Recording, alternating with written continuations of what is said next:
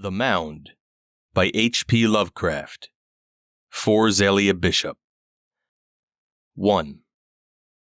It is only within the last few years that most people have stopped thinking of the West as a new land. I suppose the idea gained ground because our own special civilization happens to be new there. But nowadays explorers are digging beneath the surface and bringing up whole chapters of life that rose and fell among these plains and mountains before recorded history began. We think nothing of a Pueblo village 2,500 years old, and it hardly jolts us when archaeologists put the subpedregal culture of Mexico back to 17,000 or 18,000 BC. We hear rumors of still older things too, of primitive man contemporaneous with extinct animals, and known today only through a few fragmentary bones and artifacts, so that the idea of newness is fading out pretty rapidly. Europeans usually catch the sense of immemorial ancientness and deep deposits from successive life streams better than we do. Only a couple of years ago, a British author spoke of Arizona as a moon-dim region, very lovely in its way, and stark and old, an ancient, lonely land. Yet I believe I have a deeper sense of the stupefying, almost horrible, ancientness of the West than any European. It all comes from an incident that happened in 1928, an incident which I'd greatly like to dismiss as three-quarters hallucination, but which has left such a frightfully firm impression on my memory that I can't put it off very easily. I was in Oklahoma, where my work as an American Indian ethnologist constantly takes me, and where I had come upon some devilishly strange and disconcerting matters before. Make no mistake, Oklahoma is a lot more than a mere pioneers' and promoters' frontier. There are old tribes, with old memories there, and when the tom-toms beat ceaselessly over brooding plains in the autumn, the spirits of men are brought dangerously close to primal, whispered things. I am white and Eastern enough myself, but anybody is welcome to know that the rights of Yig, father of snakes, can get a real shudder out of me any day. I have heard and seen too much to be sophisticated in such matters, and so it is with this incident of 1928. I'd like to laugh it off, but I can't. I had gone into Oklahoma to track down and correlate one of the many ghost tales which were current among the white settlers, but which had strong Indian corroboration, and, I felt sure, an ultimate Indian source. They were very curious, these open-air ghost tales, and though they sounded flat and prosaic in the mouths of the white people, they had earmarks of linkage with some of the richest and obscurest phases of native mythology. All of them were woven around the vast, lonely, artificial-looking mounds in the western part of the state, and all of them involved apparitions of exceedingly strange aspect and equipment. The commonest, and among the oldest, became quite famous in 1892, when a government marshal named John Willis went into the Mound region after horse thieves, and came out with a wild yarn of nocturnal cavalry horses in the air between great armies of invisible specters. Battles that involved the rush of hooves and feet, the thud of blows, the clank of metal on metal, the muffled cries of warriors, and the fall of human and equine bodies. These things happened by moonlight and frightened his horse as well as himself. The sounds persisted an hour at a time, vivid but subdued as if brought from a distance by a wind, and unaccompanied by any glimpse of the armies themselves. Later on, Willis learned that the seat of the sounds was a notoriously haunted spot, shunned by settlers and Indians alike. Many had seen, or half seen, the warring horsemen of the sky, and had furnished dim ambiguous descriptions. The settlers described the ghostly fighters as Indians, though of no familiar tribe, and having the most singular costumes and weapons. They even went so far as to say that they could not be sure the horses were really horses. The Indians, on the other hand, did not seem to claim the specters as kinsfolk, They referred to them as those people, the old people, or they who dwell below, and appeared to hold them in too great a frightened veneration to talk much about them. No ethnologist had been able to pin down any tale-teller to a specific description of the beings, and apparently nobody had ever had a very clear look at them. The Indians had one or two old proverbs about these phenomena, saying that men very old make very big spirit, not so old, not so big, older than all time, then spirit he so big he near flesh. Those people and spirits they mix up, get all the same. Now, all of this, of course, is old stuff to an ethnologist, of a piece with the persistent legends of rich hidden cities and buried races which abound among the Pueblo and Plains Indians, and which lured Coronado centuries ago on his vain search for the fabled Quivira. What took me into western Oklahoma was something far more definite and tangible. A local and distinctive tale which, though really old, was wholly new to the outside world of research, and which involved the first clear descriptions of the ghosts which it treated of. There was an added thrill in the fact that it came from the remote town of Binger, in Caddo County, a place I had long known as the scene of a very terrible and partly inexplicable occurrence connected with the snake god myth. The tale outwardly was an extremely naive and simple one, and centered in a huge lone mound or small hill that rose above the plain about a third of a mile west of the village, a mound which some thought a product of nature, but which others believed to be a burial place or ceremonial dais constructed by prehistoric tribes. This mound, the villagers said, was constantly haunted by two Indian figures which appeared in alternation. An old man who paced back and forth along the top from dusk till dawn, regardless of the weather and with only brief intervals of disappearance, and a squaw who took his place at night with a blue-flamed torch that glimmered quite continuously until morning. When the moon was bright, the squaw's peculiar figure could be seen fairly plainly, and over half the villagers agreed that the apparition was headless. Local opinion was divided as to the motives and relative ghostliness of the two visions. Some held that the man was not a ghost at all, but a living Indian who had killed and beheaded a squaw for gold and buried her somewhere on the mound. According to these theorists, he was pacing the eminence through sheer remorse, bound by the spirit of his victim, which took visible shape after dark. But other theorists, more uniform in their spectral beliefs, held that both man and woman were ghosts, the man having killed the squaw and himself as well at some very distant period. These and minor variant versions seem to have been current ever since the settlement of the Wichita country in 1889, and were, I was told, sustained to an astonishing degree by still existing phenomena which anyone might observe for himself. Not many ghost tales offer such free and open proof, and I was very eager to see what bizarre wonders might be lurking in this small, obscure village, so far from the beaten path of crowds and from the ruthless searchlight of scientific knowledge. So, in the late summer of 1928, I took a train for Binger and brooded on strange mysteries as the cars rattled timidly along their single track on a lonelier and lonelier landscape.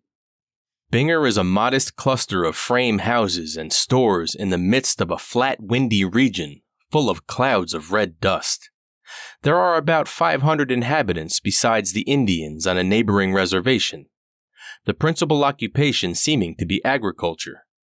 The soil is decently fertile, and the oil boom has not reached this part of the state. My train drew in at twilight, and I felt rather lost and uneasy, cut off from wholesome and everyday things, as it puffed away to the southward without me. The station platform was filled with curious loafers, all of whom seemed eager to direct me when I asked for the man to whom I had letters of introduction. I was ushered along a commonplace main street, whose rutted surface was red with the sandstone soil of the country, and finally delivered at the door of my prospective host. Those who had arranged things for me had done well, for Mr. Compton was a man of high intelligence and local responsibility, while his mother, who lived with him and was familiarly known as Grandma Compton, was one of the first pioneer generation and a veritable mine of anecdote and folklore. That evening the Comptons summed up for me all the legends current among the villagers, proving that the phenomenon I had come to study was indeed a baffling and important one. The ghosts, it seems, were accepted almost as a matter of course by everyone in Binger. 2 generations had been born and grown up within sight of that queer, lone tumulus and its restless figures. The neighborhood of the Mound was naturally feared and shunned, so that the village and farms had not spread toward it in all 4 decades of settlement. Yet venturesome individuals had several times visited it. Some had come back to report that they saw no ghosts at all when they neared the dreaded hill, that somehow the lone sentinel had stepped out of sight before they reached the spot, leaving them free to climb the steep slope and explore the flat summit.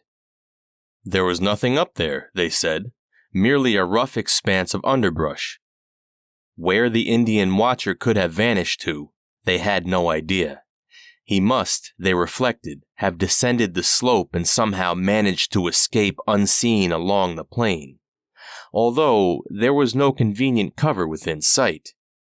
At any rate, there did not appear to be any opening into the mound, a conclusion which was reached after considerable exploration of the shrubbery and tall grass on all sides. In a few cases, some of the more sensitive searchers declared that they felt a sort of invisible restraining presence, but they could describe nothing more definite than that.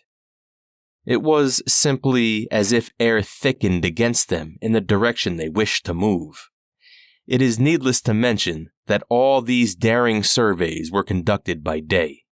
Nothing in the universe could have induced any human being, white or red, to approach that sinister elevation after dark, and indeed, no Indian would have thought going near it even in the brightest sunlight.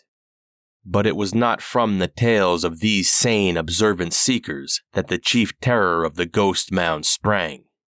Indeed, had their experience been typical, the phenomenon would have bulked far less prominently in the local legendary.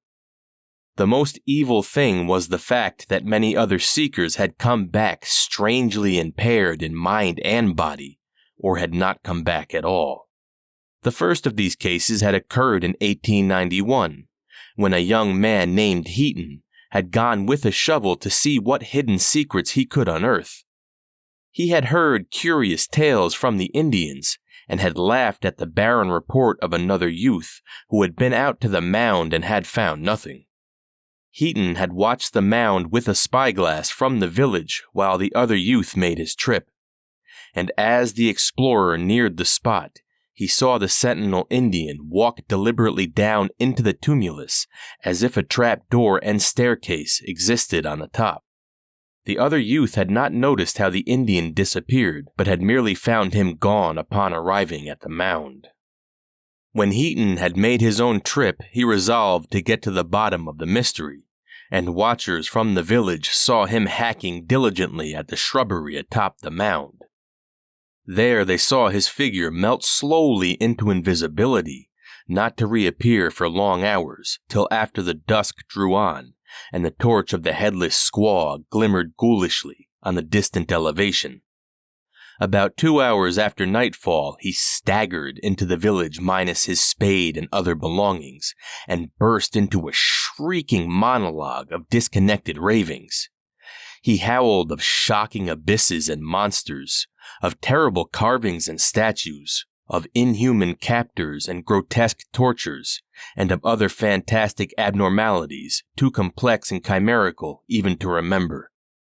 "Old, old, old," he would moan over and over again.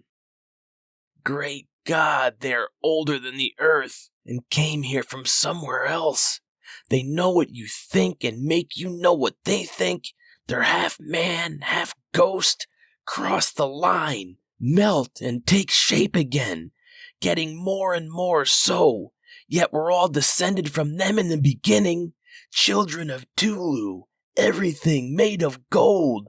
Monstrous animals, half human, dead slaves, madness. La Shub-Nagurath. That white man. Oh my God, what they did to him. Heaton was the village idiot for about 8 years, after which he died in an epileptic fit. Since his ordeal, there had been 2 more cases of Mound madness and 8 of total disappearance. Immediately after Heaton's mad return, 3 desperate and determined men had gone out to the lone hill together, heavily armed and with spades and pickaxes. Watching villagers saw the Indian ghost melt away as the explorers drew near, and afterwards saw the men climb the mound and begin scouting around through the underbrush. All at once they faded into nothingness and were never seen again. One watcher, with an especially powerful telescope, thought he saw other forms dimly materialize besides the hapless men and drag them down into the mound. But this account remained uncorroborated. It is needless to say that no searching party went out after the lost ones, and that for many years the mound was wholly unvisited. Only when the incidents of 1891 were largely forgotten did anybody dare to think of further explorations. Then, about 1910, a fellow too young to recall the old horrors made a trip to the shunned spot and found nothing at all. By 1915, the acute dread and wild legendary of 91 had largely faded into the commonplace and unimaginative ghost tales at present surviving. That is, had so faded among the white people. On the nearby reservation were old Indians who thought much and kept their own counsel. About this time, a second wave of active curiosity and adventuring developed, and several bold searchers made the trip to the mound and returned. Then came a trip of 2 Eastern visitors with spades and other apparatus, a pair of amateur archaeologists connected with a small college who had been making studies among the Indians. No one watched this trip from the village, but they never came back. The searching party that went out after them, among whom was my host Clyde Compton, found nothing whatsoever amiss at the mound. The next trip was the solitary venture of old Captain Lawton, a grizzled pioneer who had helped to open the region in 1889, but who had never been there since. He had recalled the mound and its fascination all through the years, and being now in comfortable retirement, resolved to have a try at solving the ancient riddle.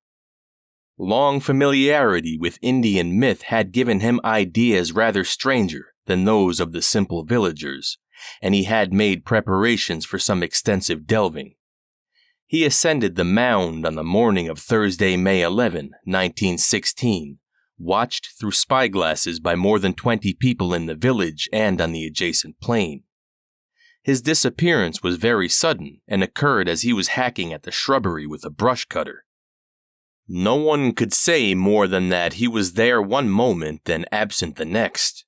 For over a week no tidings of him reached Binger, and then, in the middle of the night, there dragged itself into the village the object about which dispute still rages. It said it was, or had been, Captain Lawton, but it was definitely younger by as much as 40 years than the man who had climbed the mound. Its hair was jet black, and its face, now distorted with nameless fright, free from wrinkles. But it did remind Grandma Compton most uncannily of the captain as he had looked back in '89. Its feet were cut off neatly at the ankles, and the stumps were smoothly healed to an extent almost incredible if the being really were the man who had walked upright a week before. It babbled of incomprehensible things, and kept repeating the name George Lawton, George E. Lawton, as if trying to reassure itself of its own identity. The things it babbled of, Grandma Compton thought, were curiously like the hallucinations of poor young Heaton in 91, though there were minor differences. "The blue light! The blue light!" muttered the object. "Always down there, before there were any living things.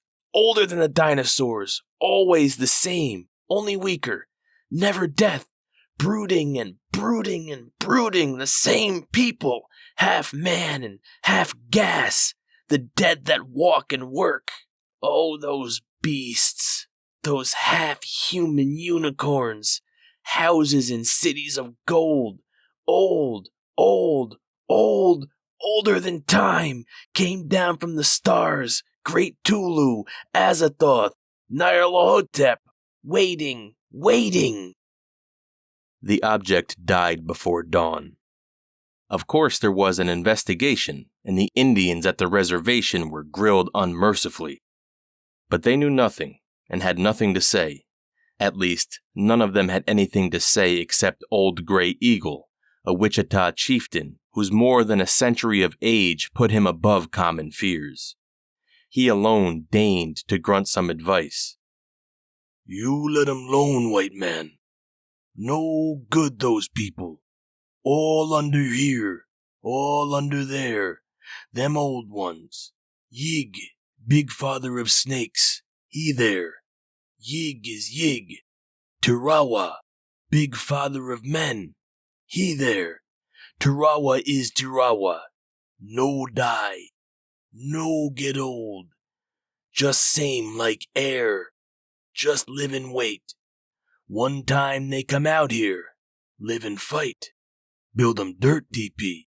Bring up gold, they got plenty. Go off and make new lodges. Me them, you them. Then big waters come. All change. Nobody come out. Let nobody in. Get in, no get out. You let 'em alone, you have no bad medicine. Red man no, he no get catch. White man meddle, he no come back. Keep way little hills. No good. Gray Eagle say this." If Joe Norton and Rance Wheelcock had taken the old chief's advice, they would probably be here today. But they didn't. They were great readers and materialists, and feared nothing in heaven or earth, and they thought that some Indian fiends had a secret headquarters inside the Mound. They had been to the Mound before, and now they went again to avenge old Captain Lawton, boasting that they'd do it if they had to tear the Mound down altogether. Clyde Compton watched them with a pair of prism binoculars and saw them round the base of the sinister hill. Evidently, they meant to survey their territory very gradually and minutely. Minutes passed, and they did not reappear, nor were they ever seen again. Once more the Mound was a thing of panic fright, and only the excitement of the Great War served to restore it to the further background of Binger folklore. It was unvisited from 1916 to 1919, and would have remained so but for the daredeviltry of some of the youths back from service in France. From 1919 to 1920, however, there was a veritable epidemic of Mound visiting among the prematurely hardened young veterans, an epidemic that waxed as one youth after another returned unhurt and contemptuous. By 1920, so short is human memory, the Mound was almost a joke, and the tame story of the murdered squaw began to display starker whispers on everybody's tongues. Then two reckless young brothers, the especially unimaginative and hard-boiled Clay boys, decided to go up and dig up the buried squaw and the gold for which the old Indian had murdered her. They went out on a September afternoon, about the same time the Indian tom-toms began their incessant annual beating over the flat red dusty plains. Nobody watched them, and their parents did not become worried at their non-return for several hours. Then came an alarm and a searching party, and another resignation to the mystery of silence and doubt. But one of them came back after all. It was Ed, the elder, and his straw-colored hair and beard had turned an albino white for 2 inches from the roots. On his forehead was a queer scar like a branded hieroglyph.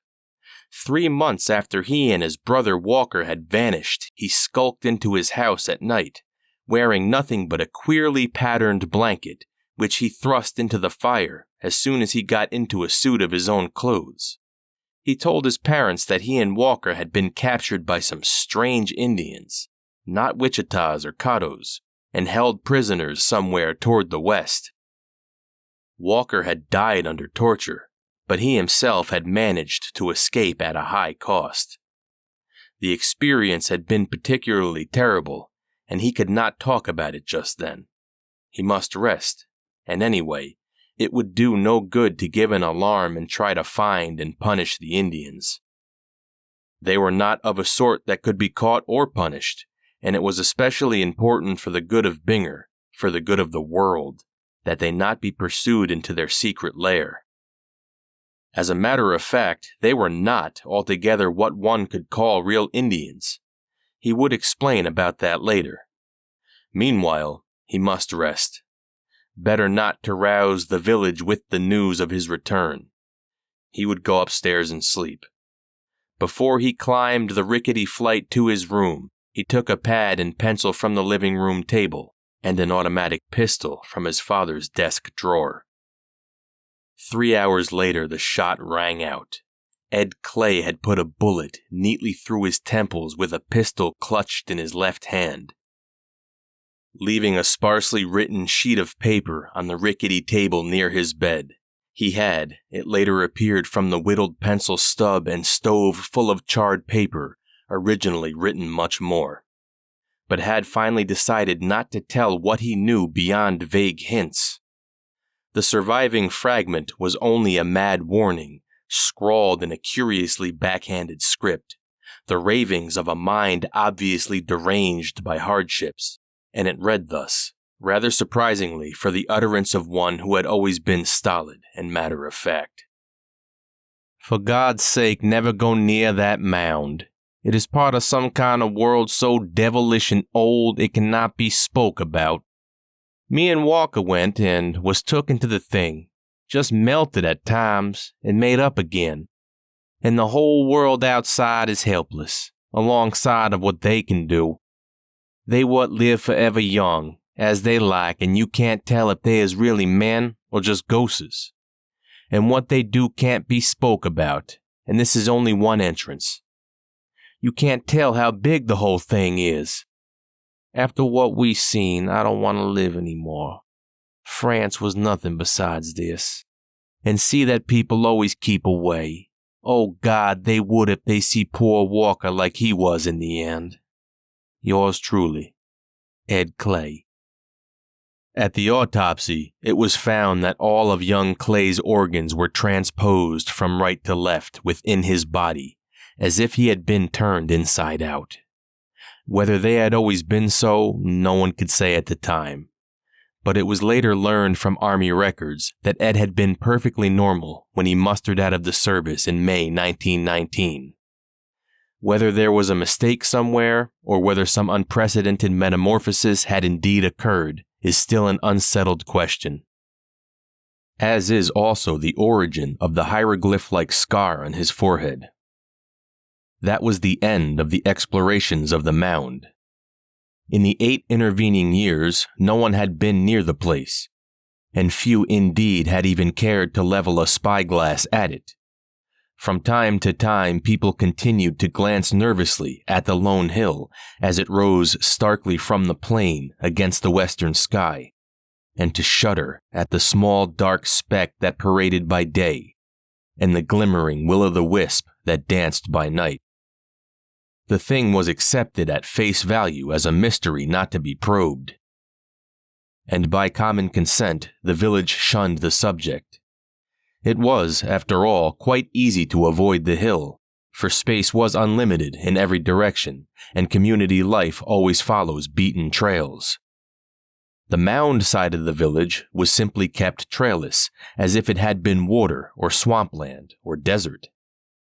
And it is a curious commentary, on the stolidity and imaginative sterility of the human animal that the whispers with which children and strangers were warned away from the mound quickly sank once more into the flat tale of a murderous Indian ghost and his squaw victim. Only the tribesmen on the reservation and thoughtful old-timers like Grandma Compton remembered the overtones of unholy vistas and deep cosmic menace which clustered around the ravings of those who had come back changed and shattered. It was very late, and Grandma Compton had long since gone upstairs to bed when Clyde finished telling me this. I hardly knew what to think of the frightening puzzle, yet rebelled at any notion to conflict with sane materialism. What influence had brought madness, or the impulse of flight and wandering, to so many who had visited the mound? Though vastly impressed, I was spurred on rather than deterred. Surely I must get to the bottom of this matter, as well I might if I kept a cool head and an unbroken determination. Compton saw my mood and shook his head worriedly. Then he motioned me to follow him outdoors. We stepped from the frame house to the quiet side street or lane and walked a few paces in the light of the waning August moon to where the houses were thinner.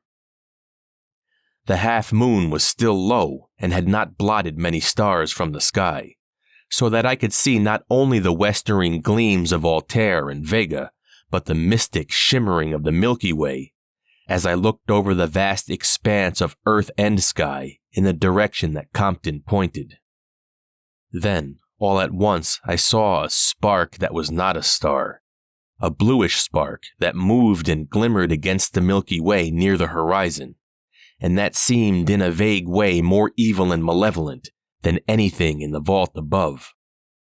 In another moment, it was clear that this spark came from the top of a long, distant rise in the outspread and faintly litten plain, and I turned to Compton with a question.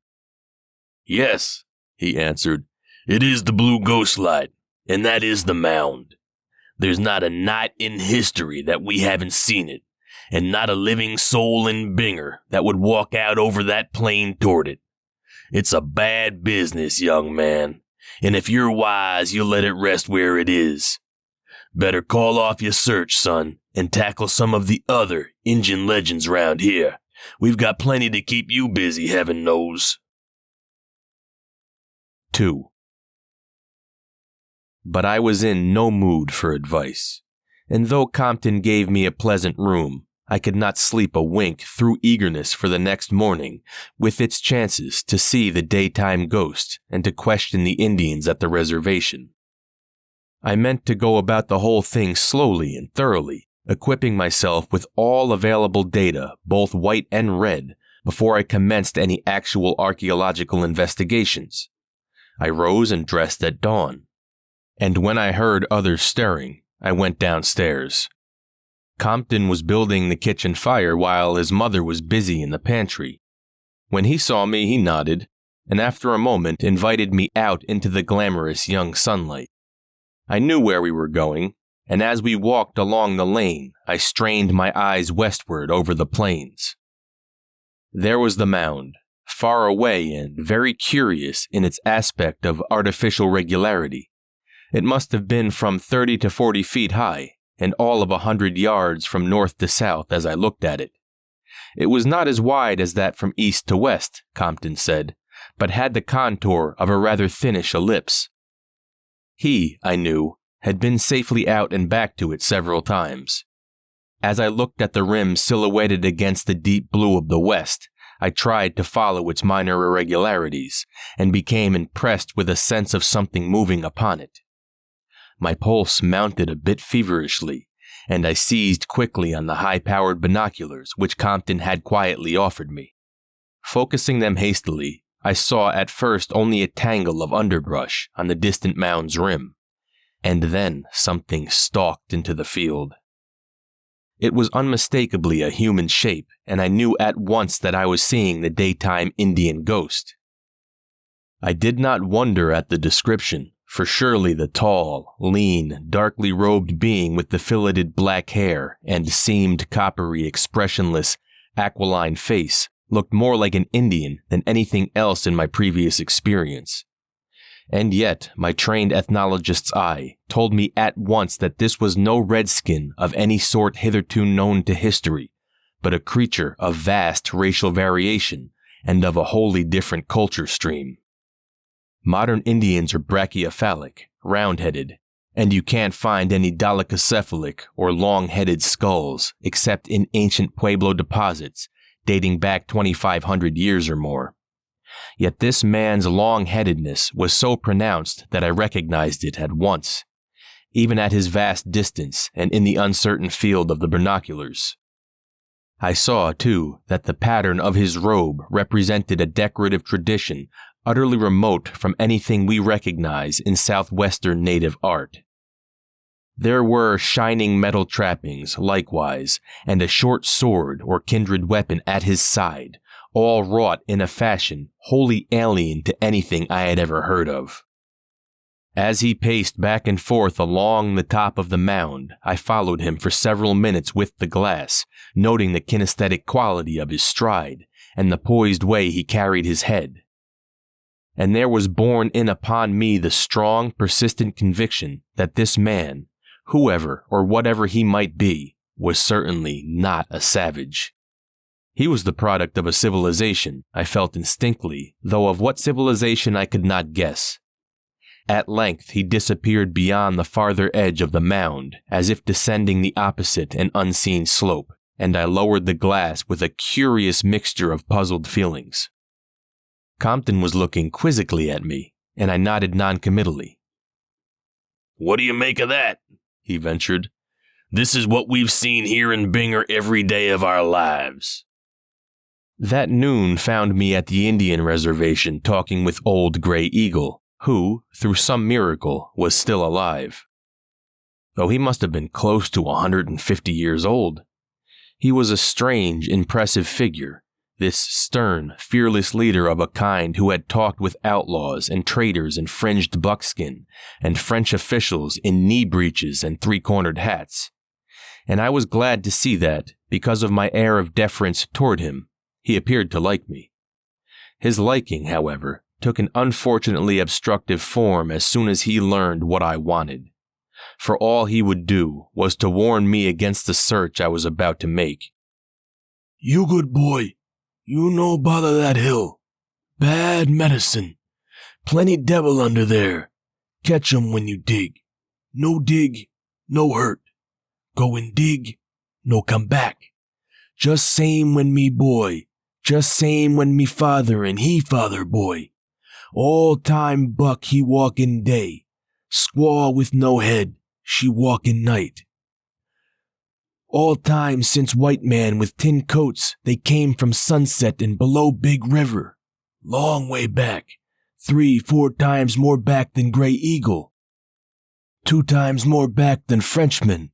All same after then. More back than that. Nobody go near little hills, nor deep valleys with stone caves. Still more back. Those old ones no hide. Come out and make villages. Bring plenty gold. Me them, you them. Then big waters come. All change. Nobody come out, let nobody in. Get in, no get out. They no die, no get old like Gray Eagle, with valleys in face and snow on head. Just same like air, some man, some spirit. Bad medicine. Sometimes at night spirit come out on half man, half horse with horn, and fight where men once fight. Keep way them place. No good. You good boy. Go away and let them old ones lone. That was all I could get out of the ancient chief, and the rest of the Indians would say nothing at all. But if I was troubled, Gray Eagle was clearly more so, for he obviously felt a real regret at the thought of my invading the region he feared so abjectly. As I turned to leave the reservation, he stopped me for a final ceremonial farewell, and once more tried to get my promise to abandon my search. When he saw that he could not, he produced something half timidly from a buckskin pouch he wore and extended it toward me very solemnly. It was a worn but finely minted metal disc about 2 inches in diameter, oddly figured and perforated, and suspended from a leathern cord.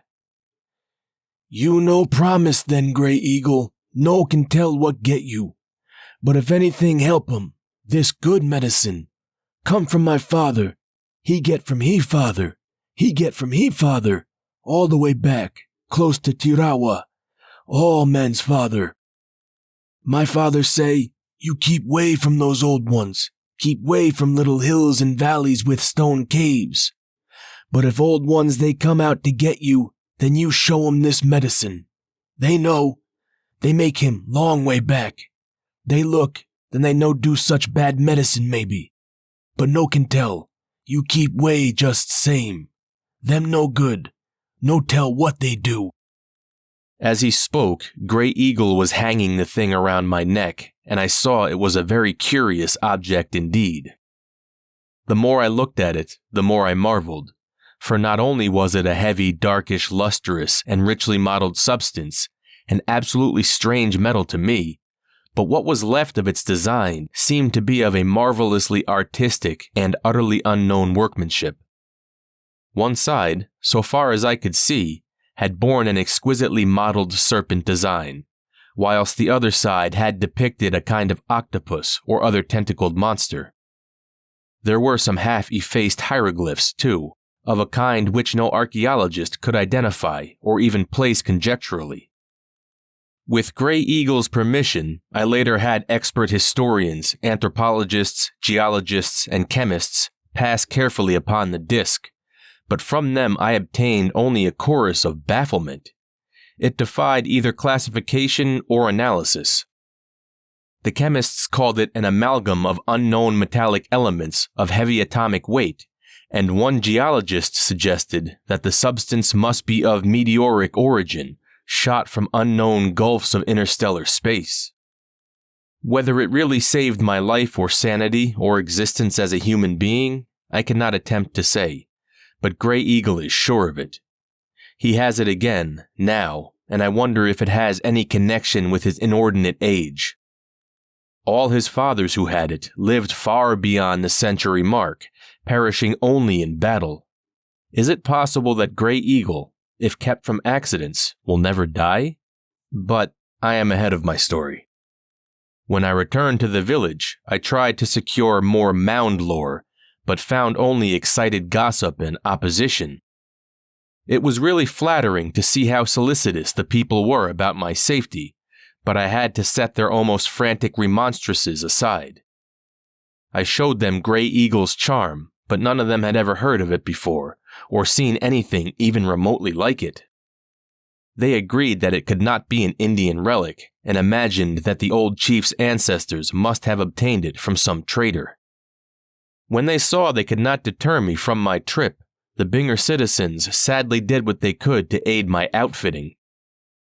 Having known before my arrival the sort of work to be done, I had most of my supplies already with me: machete and trench knife for shrub clearing and excavating, electric torches for any underground phase which might develop, rope, field glasses, tape measure, microscope, and incidentals for emergencies. As much, in fact, as might be comfortably stowed in a convenient handbag. To this equipment, I added only the heavy revolver which the sheriff forced upon me, and the pick and shovel which I thought might expedite my work. I decided to carry these latter things slung over my shoulder with a stout cord, for I soon saw that I could not hope for any helpers or fellow explorers. The village would watch me, no doubt, with all of its available telescopes and field glasses, but it would not send any citizen so much as a yard over the flat plain toward that lone hillock.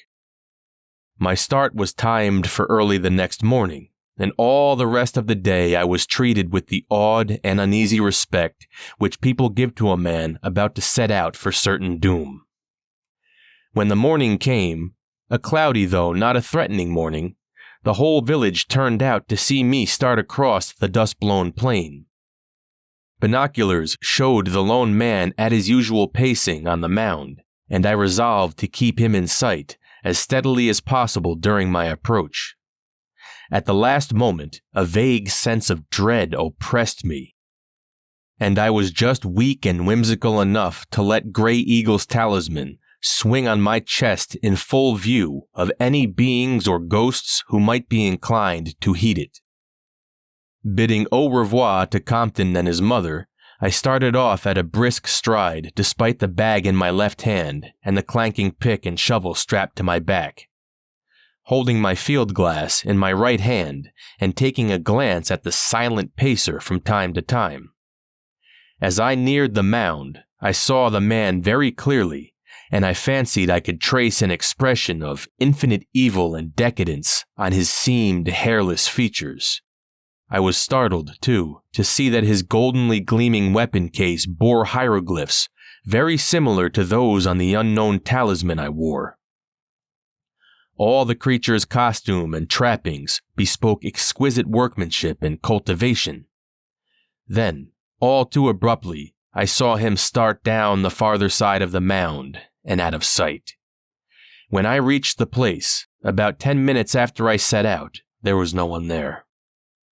There is no need of relating how I spent the early part of my search in surveying and circumnavigating the mound, taking measurements and stepping back to view the thing from different angles. It had impressed me tremendously as I approached it, and there seemed to be a kind of latent menace in its two regular outlines. It was the only elevation of any sort on the wide level plain, and I could not doubt for a moment that it was an artificial tumulus. The steep sides seemed wholly unbroken, and without marks of human tenancy or passage. There were no signs of a path toward the top, and, burdened as I was, I managed to scramble up with considerable difficulty. When I reached the summit, I found a roughly level elliptical plateau about 300 by 50 feet in dimensions, uniformly covered with rank grass and dense underbrush and utterly incompatible with the constant presence of a pacing sentinel. This condition gave me a real shock, for it showed beyond question that the old Indian, vivid though he seemed, could not be other than a collective hallucination. I looked about with considerable perplexity and alarm, glancing wistfully back at the village and the mass of black dots which I knew was the watching crowd. Training my glass upon them, I saw that they were studying me avidly with their glasses. So, to reassure them, I waved my cap in the air with a show of jauntiness which I was far from feeling. Then, settling to my work, I flung down pick, shovel, and bag, taking my machete from the latter and commencing to clear away underbrush. It was a weary task, and now and then I felt a curious shiver as some perverse gust of wind arose to hamper my motion with a skill approaching deliberateness. At times it seemed as if a half-tangible force were pushing me back as I worked, almost as if the air thickened in front of me, or as if formless hands tugged at my wrists. My energy seemed used up without producing adequate results, yet for all that, I made some progress. By afternoon I had clearly perceived that, toward the northern end of the mound, there was a slight bowl-like depression in the root-tangled earth. While this might mean nothing, it would be a good place to begin when I reached the digging stage, and I made a mental note of it. At the same time, I noticed another and very peculiar thing. Namely that the Indian talisman swinging from my neck seemed to behave oddly at a point about 17 feet southeast of the suggested bowl. Its gyrations were altered whenever I happened to stoop around that point, and it tugged downward as if attracted by some magnetism in the soil. The more I noticed this, the more it struck me, till at length I decided to do a little preliminary digging there without further delay. As I turned up the soil with my trench knife, I could not help wondering at the relative thinness of the reddish regional layer. The country as a whole was all red sandstone earth, but here I found a strange black loam less than a foot down. It was such a soil as one finds in the strange deep valleys further west and south, and must surely have been brought from a considerable distance in the prehistoric age when the mound was reared. Kneeling and digging, I felt the leathern cord around my neck tug harder and harder, as something in the soil seemed to draw the heavy metal talisman more and more. Then I felt my implements strike a hard surface, and wondered if a rock layer rested beneath. Prying about with the trench knife, I found that such was not the case. Instead, to my intense surprise and feverish interest, I brought up a mold-clogged, heavy object of cylindrical shape, about 1 foot long and 4 inches in diameter, to which my hanging talisman clove with glue-like tenacity. As I cleared the black loam, my wonder and tension increased at the bas-relief revealed by that process. The whole cylinder, ends and all, was covered with figures and hieroglyphs. And I saw with growing excitement that these things were in the same unknown tradition as those on Grey Eagle's charm, and on the yellow metal trappings of the ghost I had seen through my binoculars. Sitting down, I further cleaned the magnetic cylinder against the rough corduroy of my knickerbockers, and observed that it was made of the same heavy, lustrous, unknown metal as the charm. Hence, no doubt, the singular attraction. The carvings and chasings were very strange and very horrible, nameless monsters and designs fraught with insidious evil. And all were of the highest finish and craftsmanship. I could not at first make head or tail of the thing, and handled it aimlessly until I spied a cleavage near one end. Then I sought eagerly for some mode of opening, discovering at last that the end simply unscrewed. The cap yielded with difficulty, but at last it came off, liberating a curious aromatic odor. The sole contents were a bulky roll of yellowish, paper-like substance, inscribed in greenish characters, and for a second I had the supreme thrill of fancying that I held a written key to unknown elder worlds and abysses beyond time. Almost immediately, however, the unrolling of one end showed that the manuscript was in Spanish, albeit the formal pompous Spanish of a long-departed day. In the golden sunlight, I looked at the heading and the opening paragraph, trying to decipher the wretched and ill-punctuated script of the vanished writer. What manner of relic was this? Upon what sort of discovery had I stumbled? The first words set me in a new fury of excitement and curiosity, for instead of diverting me from my original quest, they startlingly confirmed me in that very effort. The yellow scroll with the green script began with a bold identifying caption and a ceremoniously desperate appeal for belief in incredible revelations to follow. Realción de Panfilo de Zamacona y Núñez, Hidalgo de Luarca en Asturias, tocante al mundo satereño de Quiñón. A.D. MDX LV. En el nombre de la Santísima Trinidad, Padre, Hijo y Espíritu Santo, tres personas distantes y un solo, Dios verdadero, y de la Santísima Virgen Nuestra Señora. Yo, Panfilo de Zamacona, hijo de Pedro Guzmán y Zamacona, Hidalgo, y de la dona Inés Alvarado y Núñez, de Luarca en Asturias, juro para que todo que deco está verdadero como sacramento.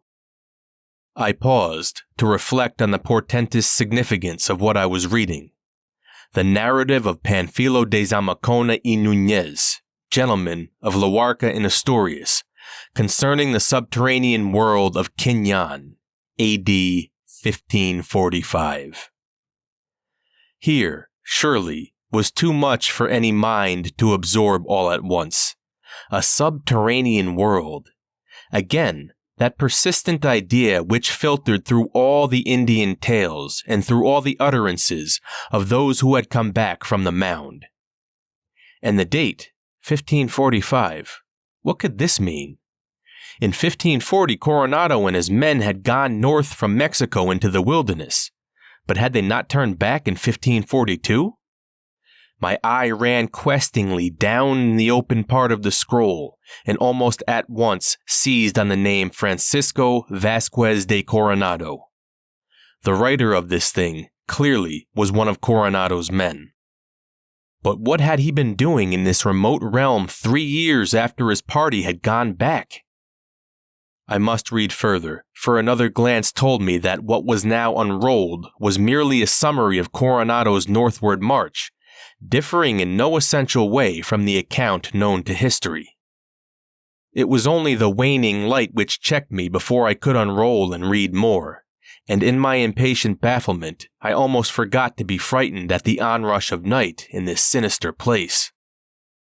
Others, however, had not forgotten the lurking terror, for I heard a loud, distant hallooing from a knot of men who had gathered at the edge of town. Answering the hail, I restored the manuscript to its strange cylinder, to which the disc around my neck still clung until I pried it off and packed it in with my smaller implements for departure. Leaving the pick and shovel for the next day's work, I took up my handbag, scrambled down the steep side of the mound, and in another quarter hour was back in the village, explaining and exhibiting my curious find. As darkness drew on, I glanced back at the mound I had so lately left, and saw with a shudder that the faint bluish torch of the nocturnal squaw ghost had begun to glimmer. It was hard work waiting to get at the bygone Spaniard's narrative, but I knew I must have quiet and leisure for a good translation, so reluctantly saved the task for the later hours of the night, promising the townsfolk a clear account of my findings in the morning, and giving them an ample opportunity to examine the bizarre and provocative cylinder. I accompanied Clyde Compton home and ascended to my room for the translating process as soon as I possibly could. My host and his mother were intensely eager to hear the tale, but I thought they had better wait till I could thoroughly absorb the text myself and give them the gist concisely and unerringly. Opening my handbag in the light of a single electric bulb, I again took out the cylinder and noted the instant magnetism which pulled the Indian talisman to its carven surface. The designs glimmered evilly on the rich, lustrous, and unknown metal, and I could not help shivering as I studied the abnormal and blasphemous forms that leered out at me with such exquisite workmanship. I wish now that I had carefully photographed all these designs, though perhaps it is just as well that I did not. Of one thing I am really glad, and that is that I could not then identify the squatting octopus-headed thing which dominated most of the ornate cartouches, and which the manuscript called Tulu. Recently, I have associated it, and the legends in the manuscript connected with it, with some newfound folklore of monstrous and unmentioned Cthulhu, a horror which seeped down from the stars while the young earth was still half formed. And had I known of the connection then, I could not have stayed in the same room with the thing. The secondary motif, a semi-anthropomorphic serpent, I did not quite readily place as the prototype of Yig, Quetzalcoatl, and Kukulkan conceptions. Before opening the cylinder, I tested its magnetic powers on metals other than that of Grey Eagle's disc, but found that no attraction existed. It was no common magnetism which pervaded this morbid fragment of unknown worlds and linked it to its kind. At last I took out the manuscript and began translating, jotting down a synoptic outline in English as I went, and now and then regretting the absence of a Spanish dictionary when I came upon some especially obscure or archaic word or construction. There was a sense of ineffable strangeness in thus being thrown back nearly 4 centuries in the midst of my continuous quest. Thrown back to a year when my forebears were settled home-keeping gentlemen in Somerset and Devon under Henry VIII, with never a thought of the adventure that was to take their blood to Virginia and the New World. Yet when that New World possessed, even as now, the same brooding mystery of the mound which formed my present sphere and horizon, The sense of a throwback was all the stronger because I felt instinctively that the common problem of the Spaniard and myself was one of such abysmal timelessness, of such unholy and unearthly eternity, that the scant 400 years between us bulked as nothing in comparison. It took no more than a single look at that monstrous and insidious cylinder to make me realize the dizzying gulfs that yawned between all men of the known earth and the primal mysteries it represented. Before that gulf, Panfilo de Zamacona and I stood side by side, just as Aristotle and I, or Cheops and I, might have stood. Of his youth in Luarca, a small placid port on the Bay of Biscay, Zamacona told little. He had been wild and a younger son, and had come to New Spain in 1532, when only 23 years old. Sensitively imaginative, he had listened spellbound to the floating rumors of rich cities and unknown worlds to the north, and especially to the tale of the Friscan friar, Marcos de Niza, who came back from a trip in 1539 with glowing accounts of fabulous Cibola and its great walled towns with terraced stone houses. Hearing of Coronado's contemplated expedition in search of those wonders, and of the greater wonders whispered to lie beyond them in a land of buffaloes, young Zamacona managed to join the picked party of 300 and started north with the rest in 1540. History knows the story of that expedition, how Cibola was found to be merely the squalid Pueblo village of Zuni, and how de Niza was sent back to Mexico in disgrace for his florid exaggerations. How Coronado first saw the Grand Canyon, and how at Sisoy, on the Picos, he heard from the Indian called El Turco of the rich and mysterious land of Quivira, far to the northeast, where gold, silver, and buffaloes abounded, and where there flowed a river 2 leagues wide. Zamacona told briefly of the winter camp at Tigo on the Picos, and of the northward start in April, when the native guide proved false and led the party astray amidst a land of prairie dogs, salt pools, and roving bison-hunting tribes.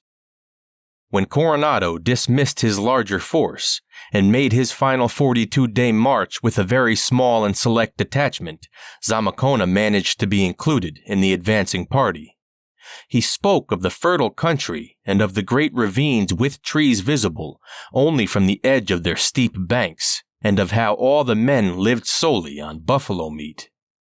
And then came mention of the expedition's farthest limit, of the presumable but disappointing land of Quivira, with its villages of grass houses, its brooks and rivers, its good black soil, its plums, nuts, grapes, and mulberries, and its maize-growing and copper-using Indians.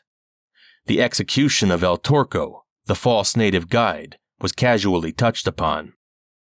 And there was a mention of the cross which Coronado raised on the bank of a great river in the autumn of 1541, a cross bearing the inscription, "Thus far came the great general, Francisco Vasquez de Coronado."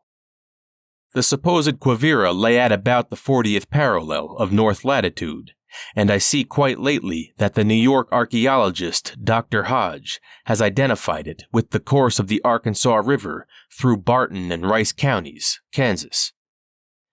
It is the old home of the Wichitas before the Sioux drove them south into what is now Oklahoma, and some of the grass house village sites have been found and excavated for artifacts.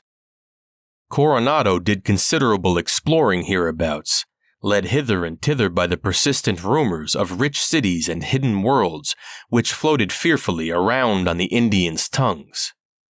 These northerly natives seemed more afraid and reluctant to talk about the rumored cities and worlds than the Mexican Indians had been. Yet, at the same time, seemed as if they could reveal a good deal more than the Mexicans had they been willing or dared to do so. Their vagueness exasperated the Spanish leader, and after many disappointing searches, he began to be very severe toward those who brought him stories. Zamacona, more patient than Coronado, found the tales especially interesting. He learned enough of the local speech to hold long conversations with a young buck named Charging Buffalo, whose curiosity had led him into much stranger places than any of his fellow tribesmen had dared to penetrate. It was Charging Buffalo who told Zamakona of the queer stone doorways, gates, or cave mouths at the bottom of some of those deep, steep, wooded ravines which the party had noticed on the northward march. These openings, he said, were mostly concealed by shrubbery, and few had entered them for untold eons. Those who went to where they led never returned, or in a few cases returned mad or curiously maimed. But this was all legend, for nobody was known to have gone more than a limited distance inside any of them within the memory of the grandfathers of the oldest living men. Charging Buffalo himself had probably been farther along than anyone else, and he had seen enough to curb both his curiosity and his greed for the rumored gold below. Beyond the aperture he had entered, there was a long passage running crazily up and down and round about, and covered with frightful carvings of monsters and horrors that no man had ever seen. At last, after untold miles of windings and descents, there was a glow of terrible blue light, and the passage opened upon a shocking netherworld. About this the Indian would say no more, for he had seen something that had sent him back in haste. But the golden cities must be somewhere down there, he added, and perhaps a white man with the magic of the thunder stick might succeed in getting to them. He would not tell the big chief Coronado what he knew, for Coronado would not listen to Indian talk any more. Yes, he could show Zamakona the way if the white man would leave the party and accept his guidance, but he would not go inside that opening with the white man. It was bad in there. The place was about a 5 days' march to the south, near the region of great mounds. These mounds had something to do with the evil world down there. They were probably ancient closed-up passages to it, for once the old ones below had had colonies on the surface and had traded with men everywhere, even in the lands that had sunk under the big waters. It was when those lands had sunk that the old ones closed themselves up below and refused to deal with surface people. The refugees from the sinking places had told them that the gods of the outer earth were against men, and that no men could survive on the outer earth unless they were demons in league with the evil gods. That is why they shut out all surface folk and did fearful things to anyone who ventured down where they dwelt. There had been sentries once at the various openings, but after ages they were no longer needed. Not many people cared to talk about the hidden old ones, and the legends about them would probably have died out but for certain ghostly reminders of their presence now and then. It seemed that the infinite ancientness of these creatures had brought them strangely near to the borderline of spirit, so that their ghostly emanations were more commonly frequent and vivid. Accordingly, the region of the great mounds was often convulsed with spectral nocturnal battles, reflecting those which had been fought in the days before the openings were closed. The old ones themselves were half ghost indeed. It was said that they no longer grew old or reproduced their kind, but flickered eternally in a state between flesh and spirit. The change was not complete, though, for they had to breathe. It was because the underground world needed air that the openings in the deep valleys were not blocked up as the mound openings on the plains had been. These openings, Charging Buffalo added, were probably based on natural fissures in the earth. It was whispered that the old ones had come down from the stars to the world when it was very young, and had gone inside to build their cities of solid gold because the surface was not then fit to live on. They were the ancestors of men, yet none could guess from what star, or what place beyond the stars, they came. Their hidden cities were still full of gold and silver, but men had better let them alone unless protected by very strong magic. They had frightful beasts with a faint strain of human blood on which they rode, and which they employed for other purposes. The things, so people hinted, were carnivorous and, like their masters, preferred human flesh. so that although the Old Ones themselves did not breed, they had a sort of half-human slave class, which also served to nourish the human and animal population. This had been very oddly recruited and was supplemented by a second slave class of reanimated corpses. The Old Ones knew how to make a corpse into an automaton, which would last almost indefinitely and perform any sort of work when directed by streams of thought. Charging Buffalo said that the people had all come to talk by means of thought only, speech having been found crude and needless, except for religious devotions and emotional expression, as eons of discovery and study rolled by. They worshipped Yig, the great father of serpents, and Tulu, the octopus-headed entity that had brought them down from the stars. Appeasing both of these hideous monstrosities by means of human sacrifices, offered up in a very curious manner, which Charging Buffalo did not care to describe. Zamakona was held spellbound by the Indian's tale, and at once resolved to accept his guidance to the cryptic doorway in the ravine.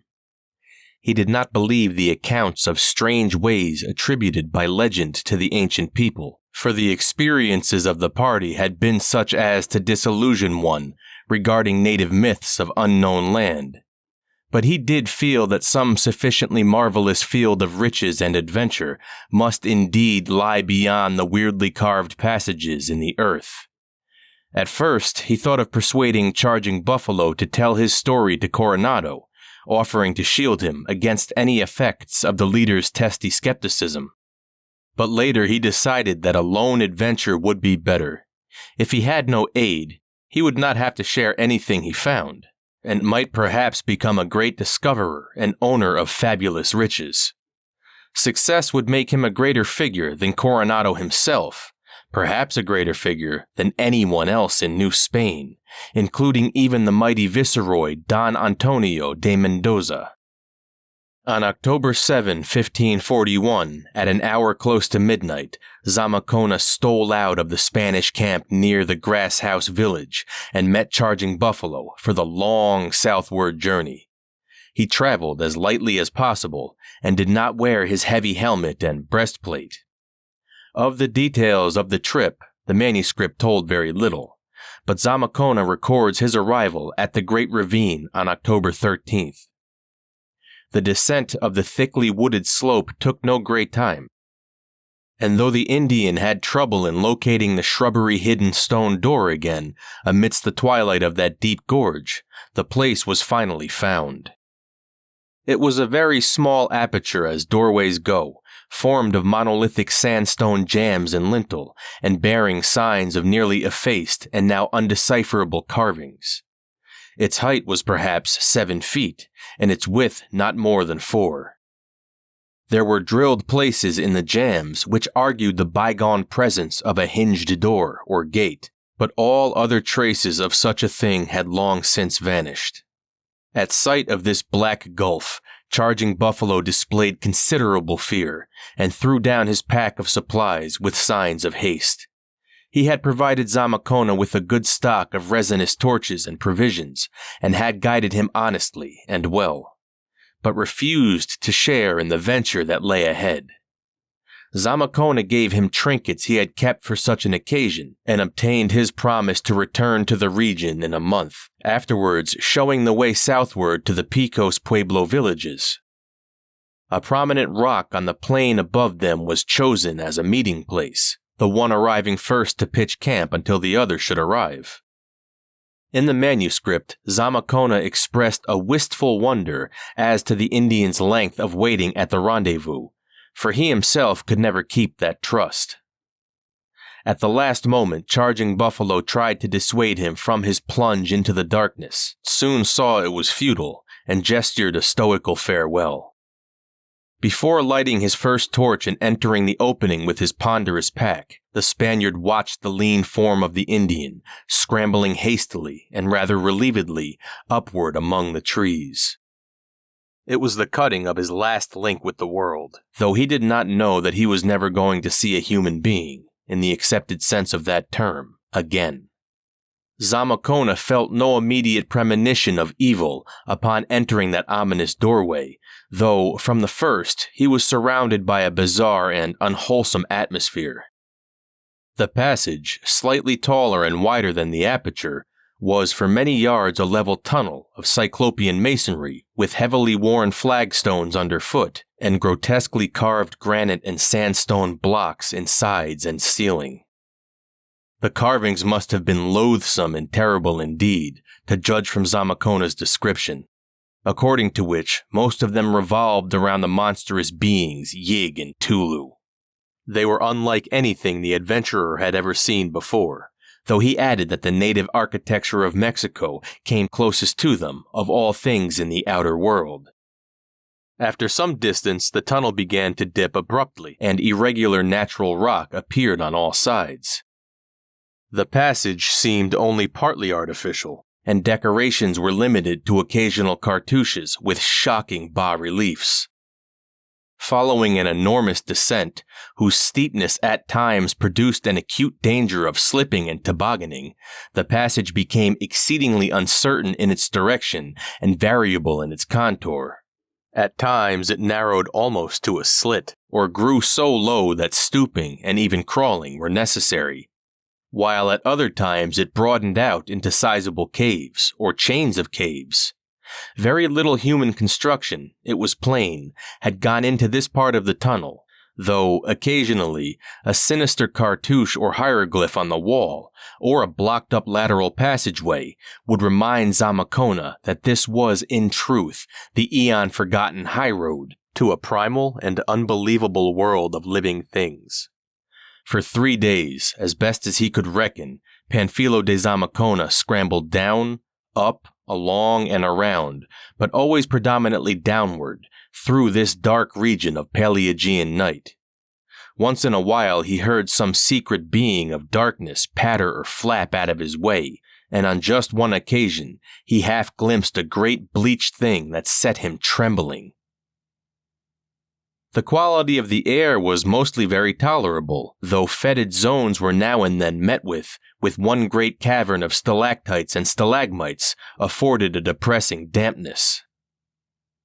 This latter, when Charging Buffalo had come upon it, had quite seriously barred the way, since the limestone deposits of ages had built fresh pillars in the path of the primordial abyss denizens. The Indian, however, had broken through these, so that Zamakona did not find his course impeded.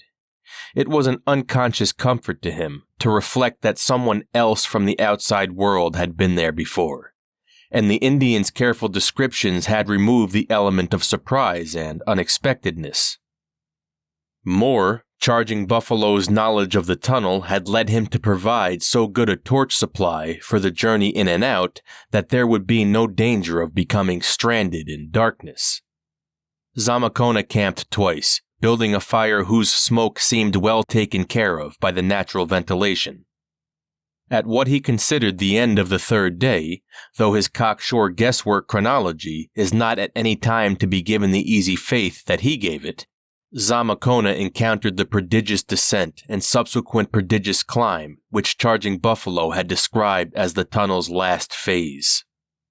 As at certain earlier points, marks of artificial improvement were here discernible, and several times the steep gradient was erased by a flight of rough-hewn steps.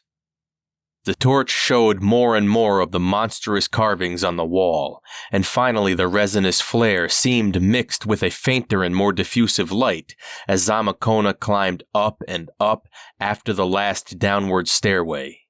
At length the ascent ceased, and a level passage of artificial masonry with dark basaltic blocks led straight ahead. There was no need for a torch now, for all the air was glowing with a bluish quasi-electric radiance that flickered like an aura. It was the strange light of the inner world that the Indian had described. And in another moment Zamakona emerged from the tunnel upon a bleak rocky hillside, which climbed above him to a seething impenetrable sky of bluish coruscations, and descended dizzily below him to an apparently illimitable plain shrouded in bluish mist. He had come to the unknown world at last, and from his manuscript it is clear that he viewed the formless landscape as proudly and exaltedly as ever his fellow countryman Balboa viewed the newfound Pacific from that unforgettable peak in Darien. Charging Buffalo had turned back at this point, driven by fear of something which he would only describe vaguely and evasively as a herd of bad cattle, neither horse nor buffalo, but like the things the Mound spirits rode at night. But Zamacona could not be deterred by any such trifle. Instead of fear, a strange sense of glory filled him, for he had imagination enough to know what it meant to stand alone in an inexplicable netherworld whose existence no other white man suspected. The soil of the great hill that surged upward behind him and spread steeply downward below him was dark gray, rock-strewn, without vegetation and probably basaltic in origin, and with an unearthly cast which made him feel like an intruder on an alien planet. The vast, distant plain, thousands of feet below, had no features he could distinguish, especially since it appeared to be largely veiled in curling bluish vapor.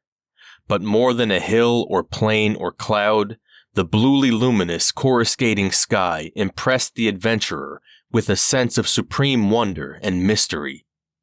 What created this sky within a world he could not tell, though he knew of the northern lights and had even seen them once or twice. He concluded that this subterraneous light was something vaguely akin to the aurora, a view which moderns may well endorse, though it seems likely that certain phenomena of radioactivity may also enter in. At Zamacona's back, the mouth of the tunnel he had traversed yawned darkly, defined by a stone doorway, very like the one he had entered in the world above, save that it was of grayish-black basalt instead of red sandstone. There were hideous sculptures, still in good preservation and perhaps corresponding to those on the outer portal which time had largely weathered away. The absence of weathering here argued a dry, temperate climate. Indeed, the Spaniard already began to note the delightfully spring-like stability of temperature which marks the air of the North's interior. On the stone jambs were works proclaiming the bygone presence of hinges, but of any actual door or gate, no trace remained. Seating himself for rest and thought, Zamacona lightened his pack by removing an amount of food and torches sufficient to take him back through the tunnel. These he proceeded to cache at the opening, under a cairn hastily formed of the rock fragments which everywhere lay around. Then, readjusting his lightened pack, he commenced his descent toward the distant plain, preparing to invade a region which no living thing of outer earth had penetrated in a century or more, which no white man had ever penetrated, and from which, if legend were to be believed, no organic creature had ever returned sane. Zamacona strode briskly along the steep, interminable slope, his progress checked at times by bad walking that came from loose rock fragments, or by the excessive precipitousness of the grade. The distance of the mist-shrouded plain must have been enormous, for many hours walking brought him apparently no closer than he had been before. Behind him was always the great hill stretching upward into the bright aerial sea of bluish coruscations. Silence was universal, so that his own footsteps and the fall of stones that he dislodged struck on his ears with startling distinctness. It was at what he regarded as about noon that he saw the first abnormal footprints, which set him to thinking of Charging Buffalo's terrible hints, precipitate flight, and strangely abiding terror. The rock-strewn nature of the soil gave few opportunities for tracks of any kind, but at one point a rather level interval had caused the loose detritus to accumulate in a ridge, leaving a considerable area of dark gray loam absolutely bare. Here, in a rambling confusion indicating a large herd aimlessly wandering, Zamacona found the abnormal prints. It is to be regretted that he could not describe them more exactly, but the manuscript displayed far more vague fear than accurate observation. Just what it was that so frightened the Spaniard can only be inferred from his later hints regarding the beasts. He referred to the prints as not hooves, not hands, nor feet, nor precisely paws, nor so large as to cause alarm on that account. Just why or how long ago the things had been there was not easy to guess. There was no vegetation visible, hence grazing was out of the question. But of course, if the beasts were carnivorous, they might well have been hunting smaller animals, whose tracks their own would tend to obliterate. Glancing backward from this plateau to the heights above, Zamakona thought he detected traces of a great winding road which once had led from the tunnel downward to the plain. One could get the impression of this former highway only from a broad panoramic view, since a trickle of loose rock fragments had long ago obscured it, but the adventurer felt none the less certain that it had existed. It had not, probably, been an elaborately paved trunk route, for the small tunnel it reached seemed scarcely like a main avenue to the outer world. In choosing a straight path of descent, Zamakona had not followed its curving course, though he must have crossed it once or twice. With his attention now called to it, he looked ahead to see if he could trace it downward toward the plain, and this he finally thought he could do. He resolved to investigate its surface when he next crossed it, and perhaps to pursue its line the rest of the way if he could distinguish it. Having resumed his journey, Zamakona came some time later upon what he thought was a bend of the ancient road. There were signs of grading, and of some primal attempt at rock surfacing, but not enough was left to make the route worth following. While rummaging in the soil with his sword, the Spaniard turned up something that glittered in the eternal blue daylight, and was thrilled at beholding some kind of coin or medal of a dark, unknown lustrous metal, with hideous designs on each side. It was utterly and bafflingly alien to him, and from his description I have no doubt but that it was a duplicate of the talisman given me by Grey Eagle almost 4 centuries afterward. Pocketing it after a long and curious examination, he strode onward, finally pitching camp at an hour which he guessed to be the evening of the outer world. The next day Zamakona rose early and resumed his descent through this blue-litten world of mist and desolation and preternatural silence. As he advanced, he at last became able to distinguish a few objects on the distant plain below: trees, bushes, rocks, and a small river that came into view from the right and curved forward at a point to the left of his contemplated course. The river seemed to be spanned by a bridge connecting with the descending roadway, and with care the explorer could trace the route of the road beyond it in a straight line over the plain. Finally, he even thought he could detect towns scattered along the rectilinear ribbon, towns whose left-hand edges reached the river and sometimes crossed it. Where such crossings occurred, he saw as he descended, there were always signs of bridges, either ruined or surviving. He was now in the midst of a sparse grassy vegetation, and saw that below him the growth became thicker and thicker. The road was easier to define now, since its surface discouraged the grass which the looser soil supported. Rock fragments were less frequent, and the barren upward vista behind him looked bleak and forbidding in contrast to his present milieu. It was on that day that he saw the blurred mass moving over the distant plain. Since his first sight of the sinister footprints, he had met with no more of these, but something about that slowly and deliberately moving mass peculiarly sickened him. Nothing but a herd of grazing animals could move just like that, and after seeing the footprints, he did not wish to meet the things which had made them. Still, the moving mass was not near the road, and his curiosity and greed for fabled gold were great. Besides, who could really judge things from vague, jumbled footprints, or from the panic-twisted hints of an ignorant Indian? In straining his eyes to view the moving mass, Zamakona became aware of several other interesting things. One was that certain points of the now unmistakable towns glittered oddly in the misty blue light. Another was that, besides the towns, several similarly glittering structures of a more isolated sort were scattered here and there along the road and over the plain. They seemed to be embowered in clumps of vegetation, and those off the road had small avenues leading to the highway. No smoke or other signs of life could be discerned about any of the towns or buildings. Finally, Zamakona saw that the plain was not infinite in extent, though the half-concealing blue mists had hitherto made it seem so. It was bounded in the remote distance by a range of low hills, toward a gap in which the river and roadway seemed to lead.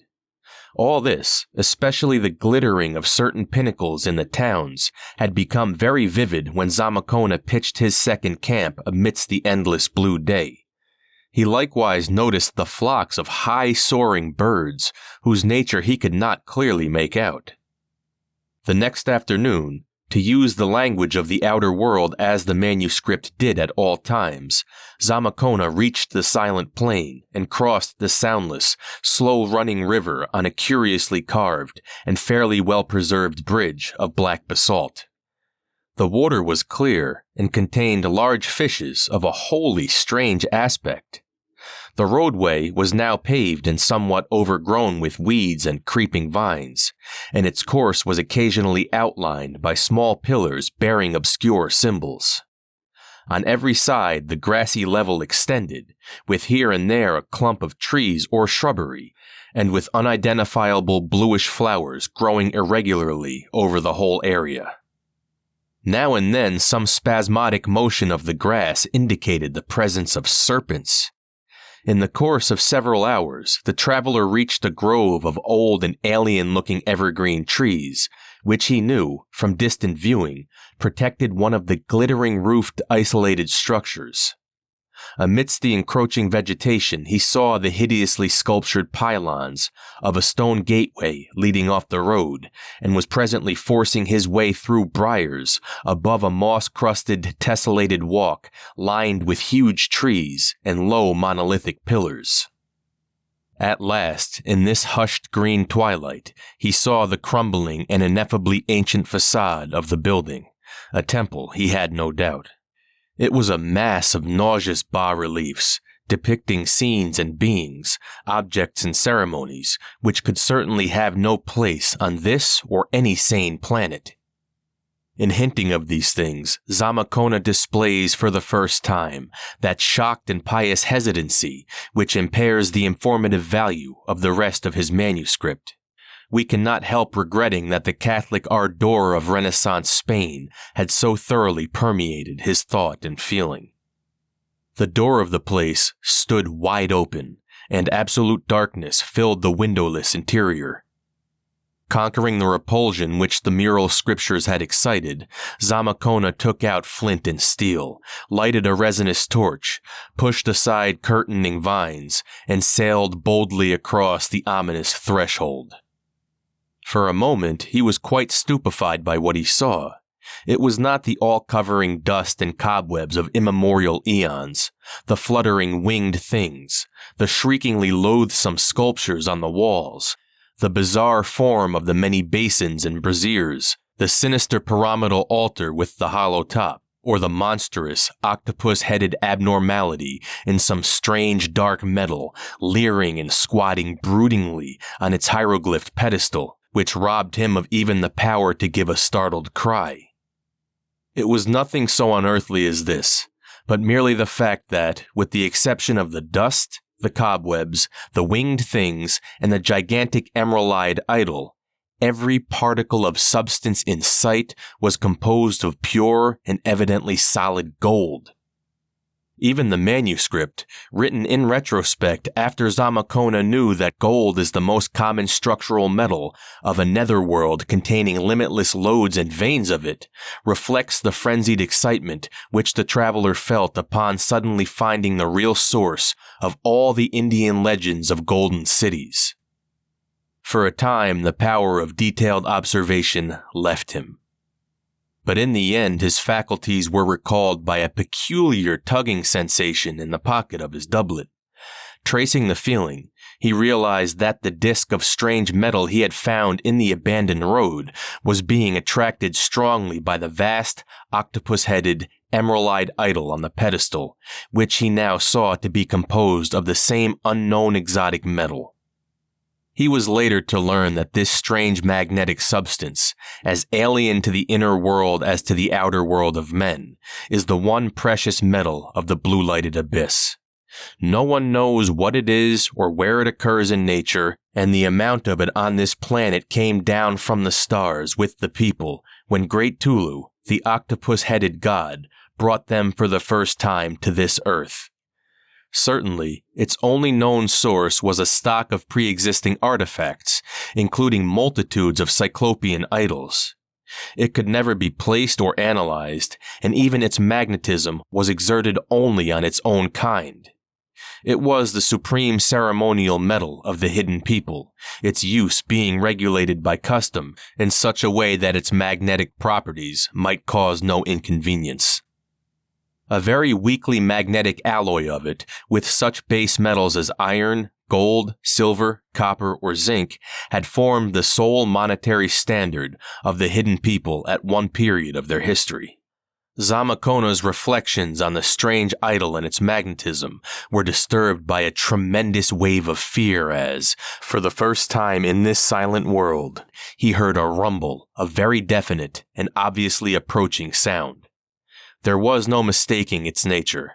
It was a thunderously charging herd of large animals, and remembering the Indians' panic, the footprints, and the moving mass distantly seen, the Spaniard shuddered in terrified anticipation. He did not analyze his position or the significance of the onrush of great lumbering beings, but merely responded to an elemental urge towards self-protection.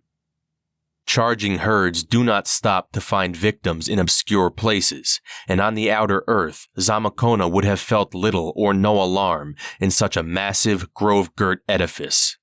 Some instinct, however, now bred a deep and peculiar terror in his soul, and he looked about frantically for any means of safety. There being no available refuge in the great gold-painted interior, he felt that he must close the long disused door, which still hung on its ancient hinges, doubled back against the inner wall. Soil, vine, and moss had entered the opening from the outside, so that he had to dig a path for the great gold portal with his sword. But he managed to perform this work very swiftly under the frightful stimulus of the approaching noise. The hoofbeats had grown still louder and more menacing by the time he began tugging at the heavy door itself, and for a while his fears reached a frantic height as hope of starting the age-clogged metal grew faint. Then, with a creak, the thing responded to his youthful strength, and a frenzied siege of pulling and pushing ensued. Amidst the roar of unseen stampeding feet, success came at last, and the ponderous golden door clanged shut, leaving Zamakona in darkness but for the single lighted torch he had wedged between the pillars of a basin tripod. There was a latch, and the frightened man blessed his patron saint that it was still effective. Sound alone told the fugitive the sequel. When the roar grew very near, it resolved itself into separate footfalls, as if the evergreen grove had made it necessary for the herd to slacken speed and disperse. But feet continued to approach, and it became evident that the beasts were advancing among the trees and circling the hideously carven temple walls. In the curious deliberation of their tread, Zamakona found something very alarming and repulsive, nor did he like the scuffling sounds which were audible even through the thick stone walls and heavy golden door. Once the door rattled ominously on its archaic hinges, as if under a heavy impact, but fortunately it still held. Then, after a seemingly endless interval, he heard retreating steps and realized that his unknown visitors were leaving. Since the herds did not seem to be very numerous, it would have perhaps been safe to venture out within a half hour or less, but Zamakona took no chances. Opening his pack, he prepared his camp on the golden tiles of the temple floor, with the great door still securely latched against all comers, drifting eventually into a sounder sleep than he could have ever known in the blue-litten spaces outside. He did not even mind the hellish, octopus-headed bulk of Great Tulu, fashioned of unknown metal and leering with fishy, sea-green eyes, which squatted in the blackness above him on its monstrously hieroglyphed pedestal. Surrounded by darkness for the first time since leaving the tunnel, Zamakona slept profoundly and long. He must have more than made up for the sleep he had lost at his 2 previous camps, when the ceaseless glare of the sky had kept him awake despite his fatigue, for much distance was covered by other living feet, while he lay in his healthily dreamless rest. It is well that he rested deeply, for there were many strange things to be encountered in his next period of consciousness. 4. What finally roused Zamakona was a thunderous rapping at the door. It beat through his dreams and dissolved all the lingering mists of drowsiness as soon as he knew what it was. There could be no mistake about it. It was a definite human and peremptory rapping, performed apparently with some metallic object and with all the measured quality of conscious thought or will behind it. As the awakening man rose clumsily to his feet, a sharp vocal note was added to the summons. Someone calling out, in a not unmusical voice, a formula which the manuscript tries to represent as Oxy, Oxy, Gaithkan Yakar Relax. Feeling sure that his visitors were men and not demons, and arguing that they could have no reason for considering him an enemy, Zamakona decided to face them openly and at once, and accordingly fumbled with the ancient latch till the golden door creaked open from the pressure of those outside. As the great portal swung back, Zamakona stood facing a group of about 20 individuals of an aspect not calculated to give him alarm. They seemed to be Indians, though their tasteful robes and trappings and swords were not such as he had seen among any of the tribes of the outer world, while their faces had many subtle differences from the Indian type. That they did not mean to be irresponsibly hostile was very clear, for instead of menacing him in any way, they merely probed him attentively and significantly with their eyes, as if they expected their gaze to open up some sort of communication. The longer they gazed, the more he seemed to know about them and their mission, for although no one had spoken since the vocal summons before the opening of the door, he found himself slowly realizing that they had come from the great city beyond the low hills, mounted on animals, and that they had been summoned by animals who had reported his presence. That they were not sure of what kind of person he was or just where he had come from, but that they knew he must be associated with that dimly remembered outer world which they sometimes visited in curious dreams. How he read all this in the gaze of the 2 or 3 leaders he could not possibly explain, though he learned why a moment later. As it was, he attempted to address his visitors in the Wichita dialect he had picked up from Charging Buffalo, and after this failed to draw a vocal reply, he successively tried the Aztec, Spanish, French, and Latin tongues, adding as many scraps of lame Greek, Galician, and Portuguese, and of the babble peasant patois of his native Asturias, as his memory could recall. But not even this polyglot array, his entire linguistic stock, could bring a reply in kind. When, however, he paused in perplexity, one of the visitors began speaking in an utterly strange and rather fascinating language, whose sounds the Spaniard later had much difficulty in representing on paper. Upon his failure to understand this, the speaker pointed first to his own eyes, then to his forehead, and then to his eyes again, as if commanding the other to gaze at him in order to absorb what he wanted to transmit. Zamakona, obeying, found himself rapidly in possession of certain information. The people, he learned, conversed nowadays by means of unvocal radiations of thought, although they had formerly used a spoken language which still survived as the written tongue, and into which they still dropped orally for tradition's sake, or when strong feeling demanded a spontaneous outlet. He could understand them merely by concentrating his attention upon their eyes, and could reply by summoning up a mental image of what he wished to say and throwing the substance of this into his glance. When the thought speaker paused, apparently inviting a response, Zamakona tried his best to follow the prescribed pattern, but did not appear to succeed very well. So he nodded and tried to describe himself and his journey by signs. He pointed upward, as if to the outer world, then closed his eyes and made signs of a mole burrowing. Then he opened his eyes again and pointed downward in order to indicate his descent of the great slope. Experimentally, he blended a spoken word or two with his gestures, for example, pointing successively to himself and to all of his visitors and saying, "Un hombre," and then pointing to himself alone and very carefully pronouncing his individual name, Panfilo de Zamakona. Before the strange conversation was over, a good deal of data had passed in both directions.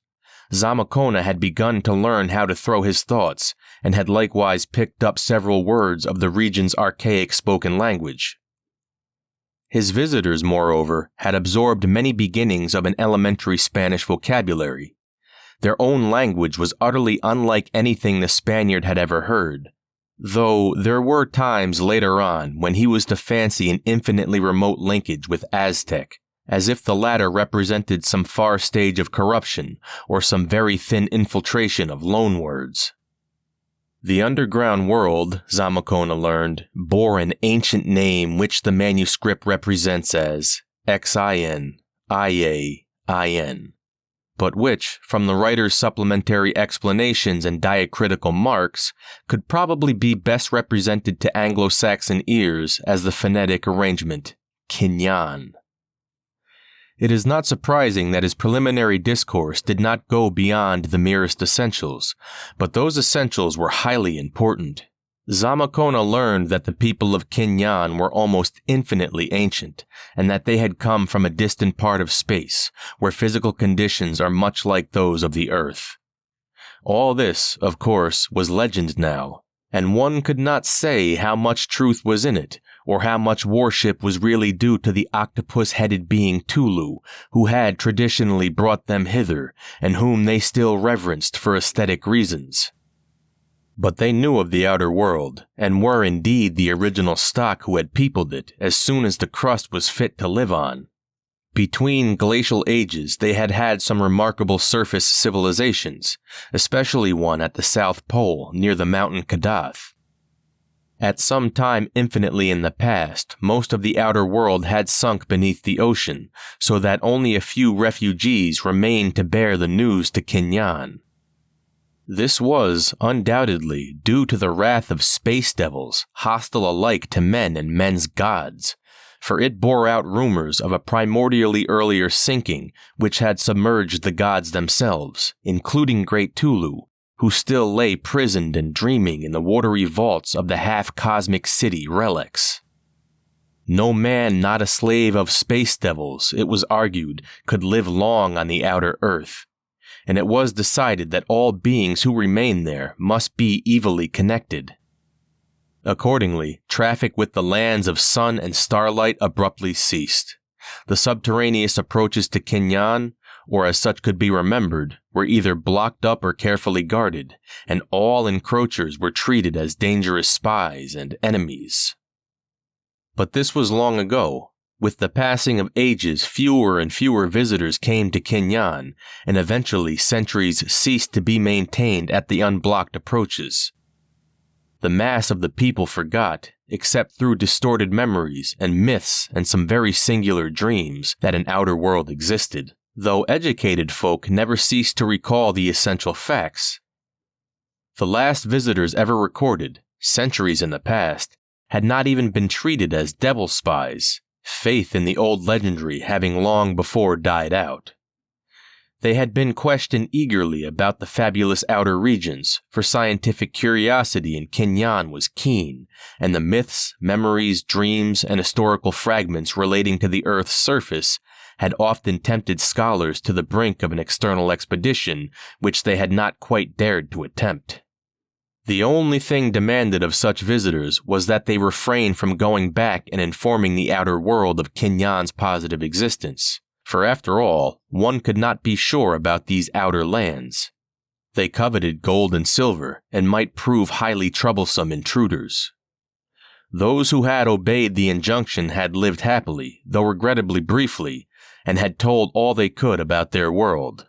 Little enough, however, since their accounts were all so fragmentary and conflicting that one could hardly tell what to believe and what to doubt.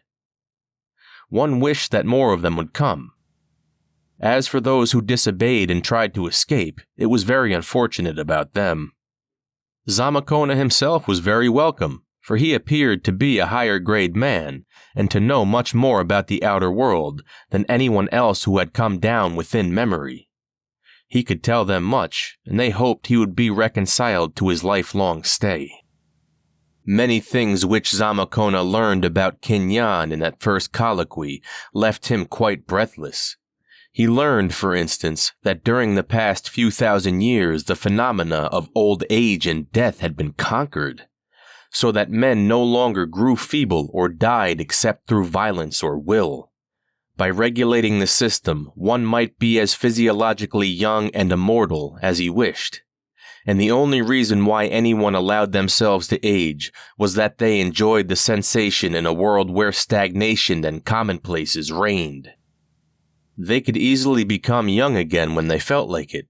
Births had ceased, except for experimental purposes, since a large population had been found needless by a master race which controlled nature and organic rivals alike. Many, however, chose to die after a while, since despite the cleverest efforts to invent new pleasures, the ordeal of consciousness became too dull for sensitive souls.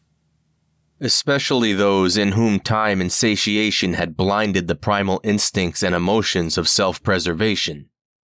All the members of the group before Zamakona were from 500 to 1500 years old, and several had seen surface visitors before, though time had blurred the recollection.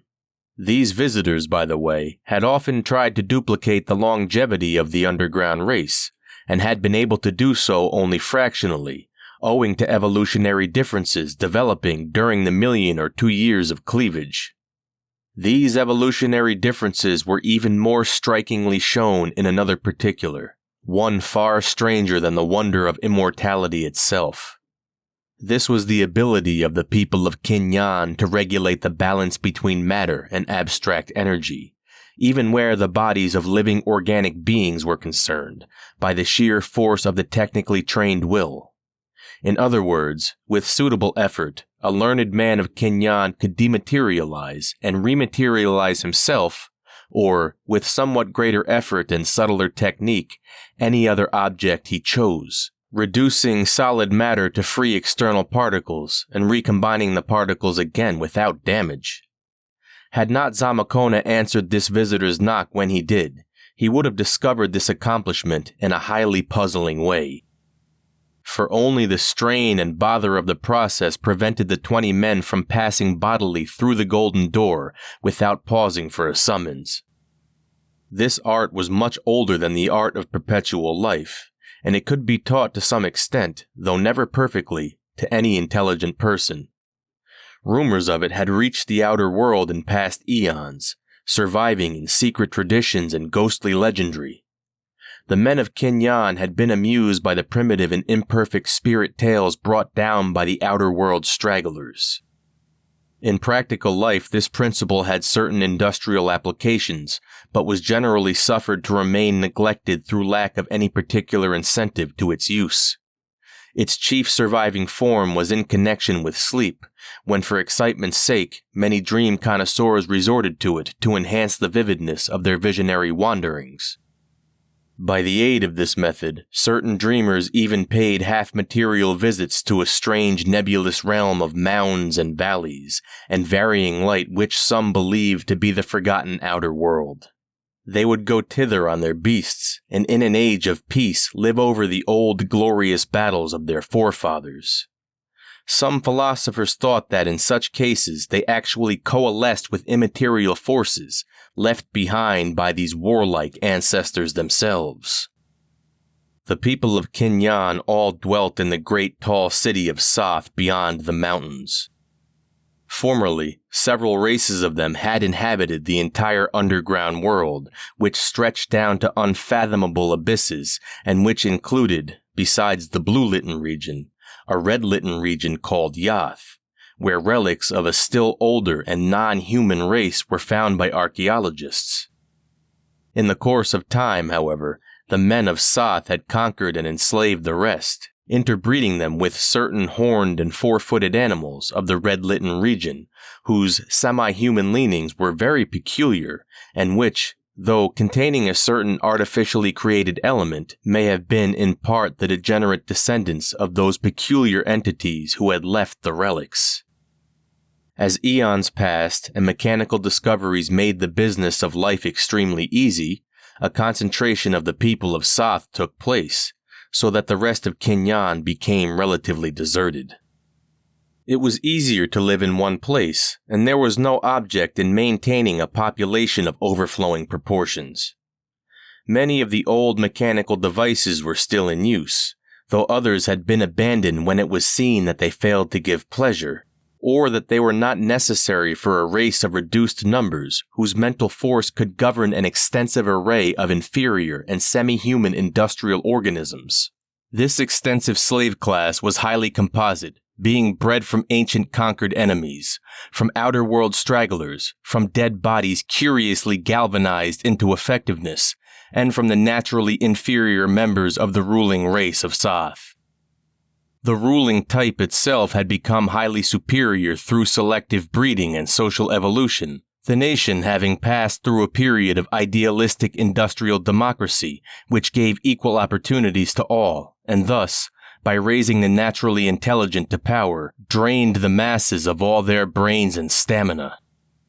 Industry, being found fundamentally futile except for the supplying of basic needs and the gratification of inescapable yearnings, had become very simple. Physical comfort was ensured by an urban mechanization of standardized and easily maintained pattern, and other elemental needs were supplied by scientific agriculture and stock raising. Long travel was abandoned, and people went back to using the horned, half-human beasts instead of maintaining the profusion of gold, silver, and steel transportation machines which had once threaded land, water, and air. Zamakona could scarcely believe that such things had ever existed outside dreams, but was told he could see specimens of them in museums. He could also see the ruins of other vast magical devices by traveling a day's journey to the valley of Duhna, to which the race had spread during its period of greatest numbers. The cities and temples of this present plane were of a far more archaic period, and had never been other than religious and antiquarian shrines during the supremacy of the men of Soth. In government, Soth was a kind of communistic or semi-anarchical state, habit rather than law determining the daily order of things. This was made possible by the age-old experience and paralyzing ennui of the race, whose wants and needs were limited to physical fundamentals and to new sensations. An eon-long tolerance not yet undermined by growing reaction had abolished all illusions of values and principles, and nothing but an approximation to custom was ever sought or expected. To see that the mutual encroachments of pleasure-seeking never crippled the mass of life of the community, this was all that was ever desired. Family organization had long ago perished, and the civil and social distinction of the sexes had disappeared.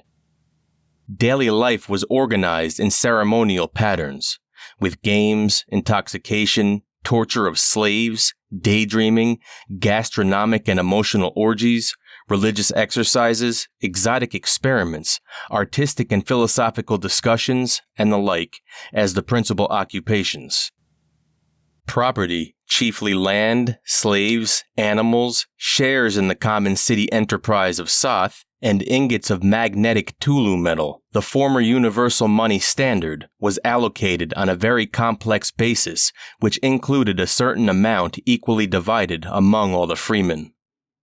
Poverty was unknown, and labor consisted only of certain administrative duties imposed by an intricate system of testing and selection.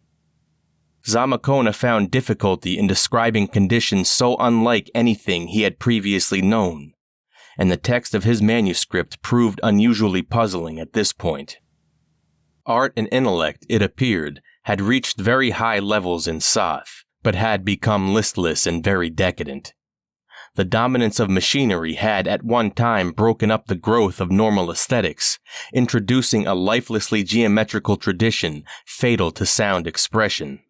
This had soon been outgrown, but had left its mark upon all pictorial and decorative attempts, so that except for conventionalized religious designs, there was little depth or feeling in any later work. Archaistic reproductions of earlier work had been found much preferable for general enjoyment. Literature was all highly individual and analytical, so much so as to be wholly incomprehensible to Zamakona. Science had been profound and accurate, and all-embracing save in the one direction of astronomy. Of late, however, it was falling into decay, as people found it increasingly useless to tax their minds by recalling its maddening infinitude of details and ramifications. It was thought more sensible to abandon the deepest speculations and to confine philosophy to conventional forms. Technology, of course, could be carried on by rule of thumb.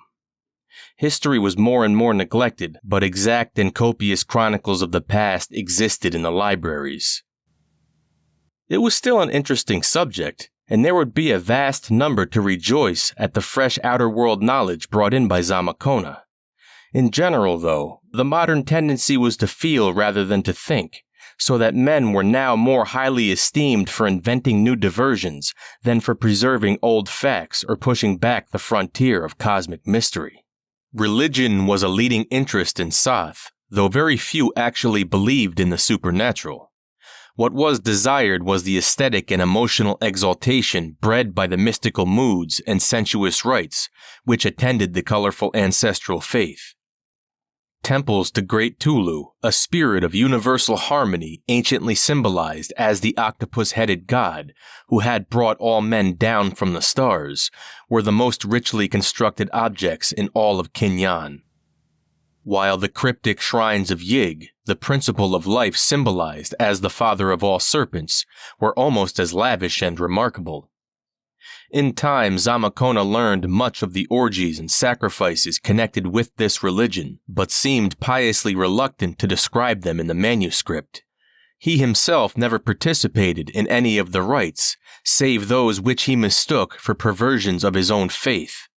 Nor did he ever lose an opportunity to try to convert the people to that faith of the cross, which the Spaniards hoped to make universal.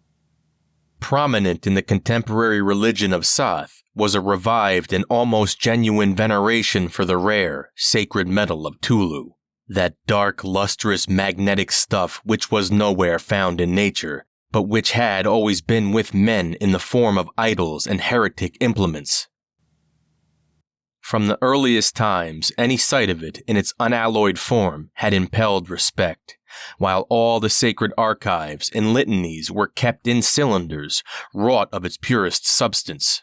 Now, as the neglect of science and intellect was dulling the critically analytical spirit, people were beginning to weave around the metal once more that same fabric of awestruck superstition which had existed in primitive times. Another function of religion was the regulation of the calendar, born of a period when time and speed were regarded as prime fetishes in man's emotional life. Periods of alternate waking and sleeping, prolonged, abridged, and inverted as mood and convenience dictated, and timed by the tail beats of Great Yig, the serpent, corresponded very roughly to terrestrial days and nights, though Zamakona's sensations told him they must actually be almost twice as long. The year unit, measured by Yig's annual shedding of his skin, was equal to about a year and a half of the outer world. Zamakona thought he had mastered this calendar very well when he wrote the manuscript, whence the confidently given date of 1545. But the document failed to suggest that his assurance in this matter was fully justified. As the spokesman of the Soth party proceeded with his information, Zamakona felt a growing repulsion and alarm. It was not only what he was told, but the strange telepathic manner of telling, and the plain inference that return to the outer world would be impossible, that made the Spaniard wished he had never descended to this region of magic, abnormality, and decadence. But he knew that nothing but friendly acquiescence would do as a policy, hence decided to cooperate in all his visitors' plans and furnish all the information they might desire. They, on their part, were fascinated by the outer world data which he managed haltingly to convey. It was really the first draft of reliable surface information they had had since the refugees straggled back from Atlantis and Lemuria eons before, for all their subsequent emissaries from outside had been members of the narrow and local groups without any knowledge of the world at large. Mayas, Toltecs, and Aztecs at best, and mostly ignorant tribes of the plains. Zamacona was the first European they had ever seen, and the fact that he was a youth of education and brilliancy made him of still more emphatic value as a source of knowledge. The visiting party showed their breathless interest in all he contrived to convey, and it was plain that his coming would do much to relieve the flagging interest of weary Soth in the matters of geography and history. The only thing which seemed to displease the men of Soth was the fact that curious and adventurous strangers were beginning to pour into those parts of the upper world where the passages to Quinlan lay. Zamacona told them of the founding of Florida and New Spain, and made it clear that a great part of the world was stirring with zest and adventure, Spanish, Portuguese, French, and English. Sooner or later, Mexico and Florida must meet in one great colonial empire, and then it would be hard to keep outsiders from the rumored gold and silver of the abyss. Charging Buffalo knew of Zamacona's journey into the earth. Would he tell Coronado, or somehow let a report get to the great viceroy when he failed to find the traveler at the promised meeting place?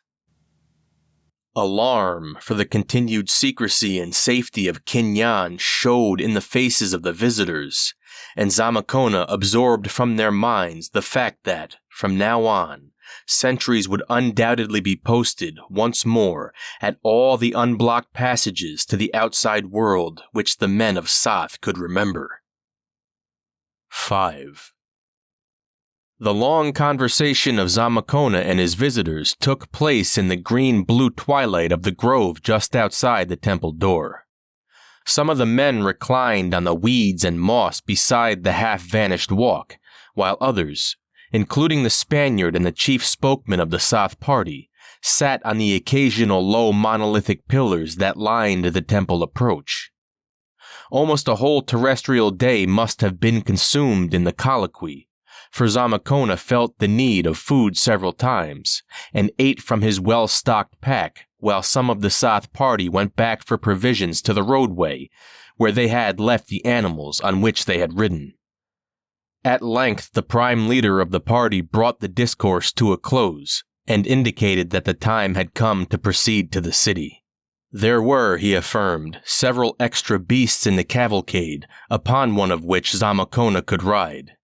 The prospect of mounting one of those ominous hybrid entities, whose fabled nourishment was so alarming, and a single sight of which had sent Charging Buffalo into such a frenzy of flight, was by no means reassuring to the traveler. There was, moreover, another point about the things which disturbed him greatly. The apparently preternatural intelligence with which some members of the previous day's roving pack had reported his presence to the men of Soth and brought out the present expedition. But Zamacona was not a coward, hence followed the men boldly down the weed-grown walk toward the road where the things were stationed. And yet he could not refrain from crying out in terror at what he saw when he passed through the great vine-draped pylons and emerged upon the ancient road. He did not wonder that the curious Wichita had fled in panic and had to close his eyes a moment to retain his sanity. It is unfortunate that some sense of pious reticence prevented him from describing fully in his manuscript the nameless sight that he saw. As it is, He merely hinted at the shocking morbidity of these great floundering white things with black fur on their backs, a rudimentary horn in the center of their foreheads, and an unmistakable trace of human or anthropoid blood in their flat-nosed, bulging-lipped faces. They were, he declared later in his manuscript, the most terrible objective entities he ever saw in his life, either in Kinyan or in the outer world. And the specific quality of their supreme terror was something apart from any easily recognizable or discernible feature. The main trouble was that they were not wholly products of nature. The party observed Zamakona's fright and hastened to reassure him as much as possible. The beasts, or Gyayathun, they explained, surely were curious things, but they were really very harmless. The flesh they ate was not that of intelligent people or the master race, but merely that of a special slave class which had for the most part ceased to be thoroughly human, and which indeed was the principal meat stock of Kinyan. They, or their principal ancestral element, had first been found in a wild state amidst the cyclopean ruin of the deserted, red-litten world of Yath, which lay below the blue-litten world of Kinyan. That part of them was human seemed quite clear, but men of science could never decide whether they were actually the descendants of the bygone entities who had lived and reigned in the strange ruins. The chief ground for such a supposition was the well-known fact that the vanished inhabitants of Yath had been quadrupedal. This much was known from the very few manuscripts and carvings found in the vaults of Zin, beneath the largest ruined city of Yath. But it was also known from these manuscripts that the beings of Yath had possessed the art of synthetically creating life, and had made and destroyed several efficiently designed races of industrial and transportational animals in the course of their history. To say nothing of concocting all manner of fantastic living shapes for the sake of amusement and new sensations during the long period of decadence. The beings of Yath had undoubtedly been reptilian in affiliations, and most psychologists of Sath agreed that the present beasts had been very much inclined toward reptilianism before they had been crossed with the mammal slave class of Kinyan. It argues well for the intrepid fire of those Renaissance Spaniards who conquered half the unknown world that Panfilo de Zamacona y Núñez actually mounted one of the morbid beasts of Sath, and fell into place beside the leader of the cavalcade, the man named Gilhathayan, who had been most active in the previous exchange of information. It was a repulsive business, but after all, the seat was very easy, and the gait of the clumsy Gyayoth surprisingly even and regular.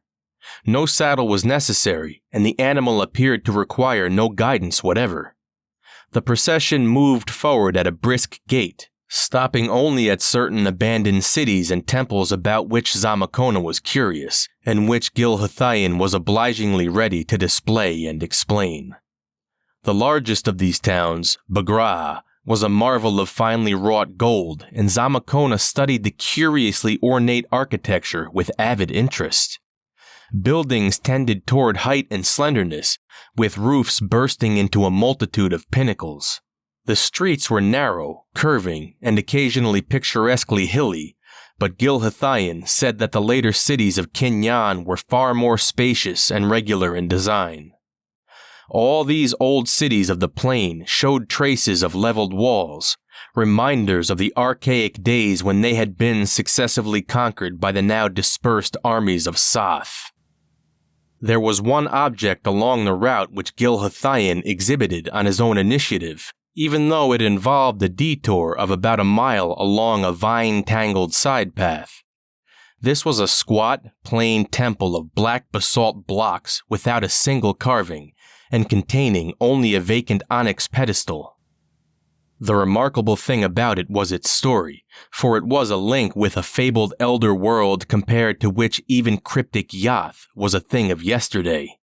It had been built in imitation of certain temples depicted in the vaults of Zin, to house a very terrible black-toed idol found in the red-litten world and called Sathagua in the Yathic manuscripts. It had been a potent and widely worshipped god, and after its adoption by the people of Kinyan, had lent its name to the city which was later to become dominant in that region. Yothic legend said that it had come from a mysterious inner realm beneath the red-litten world, a black realm of peculiar sensed beings which had no light at all, but which had had great civilizations and mighty gods before ever the reptilian quadrupeds of Yoth had come into being. Many images of Sathagua existed in Yoth, all of which were alleged to have come from the black inner realm, and which were supposed by Yothic archaeologists to represent the eon-extinct race of that realm. The black realm called Nakai in the Yothic manuscripts had been explored as thoroughly as possible by these archaeologists, and singular stone troughs or burrows had excited infinite speculation. When the men of Kinyan discovered the red-litten world and deciphered its strange manuscripts, they took over the Sathagua cult and brought all the frightful toad images up to the land of blue light, housing them in shrines of Yoth-quarried basalt like the one Zamakona now saw. The cult flourished until it almost rivaled the ancient cults of Yig and Tulu, and one branch of the race even took to the outer world, where the smallest of the images eventually found a shrine at Alatho in the land of Lomar near the Earth's North Pole. It was rumored that this outer world cult survived even after the Great Ice Sheet and the hairy Nofkus destroyed Lamar, but of such matters not much was definitely known in Kinyan. In that world of blue light, the cult came to an abrupt end, even though the name of Sath was suffered to remain. What ended the cult was the partial exploration of the black realm of Nakai beneath the red-litten world of Yoth. According to the Yothic manuscripts, there was no surviving life in Nakai, but something must have happened in the eons between the days of Yoth and the coming of men to the earth. Something perhaps not unconnected with the end of Yoth. Probably it had been an earthquake, opening up lower chambers of the lightless world which had been closed against the Yothic archaeologists. Or perhaps some more frightful juxtaposition of energy and electrons, wholly inconceivable to any sort of vertebrate minds, had taken place. At any rate, when the men of Kinyan went down into Nakai's black abyss with their great atom-powered searchlights, they found living things. Living things that oozed along stone channels and worshipped onyx and basalt images of Sathagua. But they were not toads like Sathagua himself. Far worse, they were amorphous lumps of viscous black slime that took temporary shapes for various purposes. The explorers of Kinyan did not pause for detailed observations, and those who escaped alive sealed the passage leading from red-litten Yoth down into the gulfs of nether horror. Then all the images of Sathagua in the land of Kinyan were dissolved into the ether by disintegrating rays, and the cult was abolished forever. Eons later, when naive fears were outgrown and supplanted by scientific curiosity, the old legends of Sathagua and Nakai were recalled, and a suitably armed and equipped exploring party went down to Yoth to find the closed gate of the Black Abyss and see what might still lie beneath. But they could not find the gate, nor could any man ever do so in all the ages that followed. Nowadays, there were those who doubted that any abyss had ever existed, but the few scholars who could still decipher the Yothic manuscripts believed that the evidence for such a thing was adequate, even though the middle records of Kinyan, with accounts of the one frightful expedition to Nakai, were more open to question. Some of the later religious cults tried to suppress remembrance of Nakai's existence and attached severe penalties to its mention. But these had not begun to be taken seriously at the time of Zamakona's advent to Kinyan. As the cavalcade returned to the old highway and approached the low range of mountains, Zamakona saw that the river was very close on the left. Somewhat later, As the terrain rose, the stream entered a gorge and passed through the hills, while the road traversed the gap at a rather higher level, close to the brink. It was about this time that light rainfall came. Zamakona noticed the occasional drops and drizzle, and looked up at the coruscating blue air, but there was no diminution of the strange radiance. Gilhathayan then told him that such condensations and precipitations of water vapor were not uncommon, and that they never dimmed the glare of the vault above. A kind of mist, indeed, always hung about the lowlands of Kinyan, and compensated for the complete absence of true clouds. The slight rise of the mountain pass enabled Zamakona, by looking behind, to see the ancient and deserted plain in panorama as he had seen it from the other side. He seems to have appreciated its strange beauty and to have vaguely regretted leaving it, for he speaks of being urged by Gilhathayan to drive his beast more rapidly. When he faced frontward again, he saw that the crest of the road was very near, the weed-grown way leading starkly up and ending against a blank void of blue light. The scene was undoubtedly highly impressive, a steep green mountain wall on the right, a deep river chasm on the left with another green mountain wall behind it, and ahead, the churning sea of bluish coruscations into which the upward path dissolved. Then came the crest itself, and with it the world of Sath outspread in a stupendous forward vista. Zamakona caught his breath at the great sweep of peopled landscape, for it was a hive of settlement and activity beyond anything he had ever seen or dreamed of. The downward slope of the hill itself was relatively thinly strewn with small farms and occasional temples. But beyond it lay an enormous plain covered like a chessboard with planted trees, irrigated by narrow canals cut from the river, and threaded by wide, geometrically precise roads of gold or basalt blocks.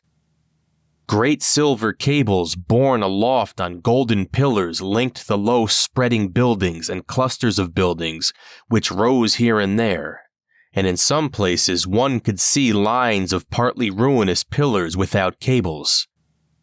Moving objects showed the fields to be under tillage, and in some cases Zamakona saw that men were plowing with the aid of the repulsive half-human quadrupeds.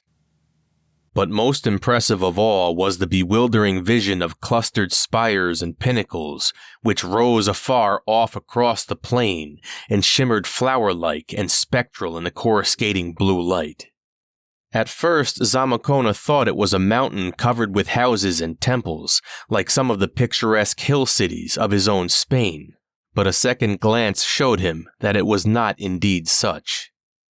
It was a city of the plain, but fashioned of such heaven-reaching towers that its outline was truly that of a mountain. Above it hung a curious grayish haze, through which the blue light glistened and took added overtones of radiance from the million golden minarets. Glancing at Gilhathayan, Zamakona knew that this was the monstrous, gigantic, and omnipotent city of Sath. As the road turned downward toward the plain, Zamakona felt a kind of uneasiness and sense of evil. He did not like the beast he rode, or the world that could provide such a beast, and he did not like the atmosphere that brooded over the distant city of Sath. When the cavalcade began to pass occasional farms, the Spaniard noticed the forms that worked in the fields, and did not like their motions and proportions, or the mutilations he saw on most of them. Moreover, he did not like the way that some of these forms were herded in corrals, or the way they grazed on the heavy verdure. Gilhathayan indicated that these beings were members of the slave class, and that their acts were controlled by the master of the farm, who gave them hypnotic impressions in the morning of all they were to do during the day. As semi-conscious machines, their industrial efficiency was nearly perfect. Those in the corrals were inferior specimens, classified merely as livestock. Upon reaching the plain, Zamakona saw the larger farms and noted the almost human work performed by the repulsive horned Gyathan.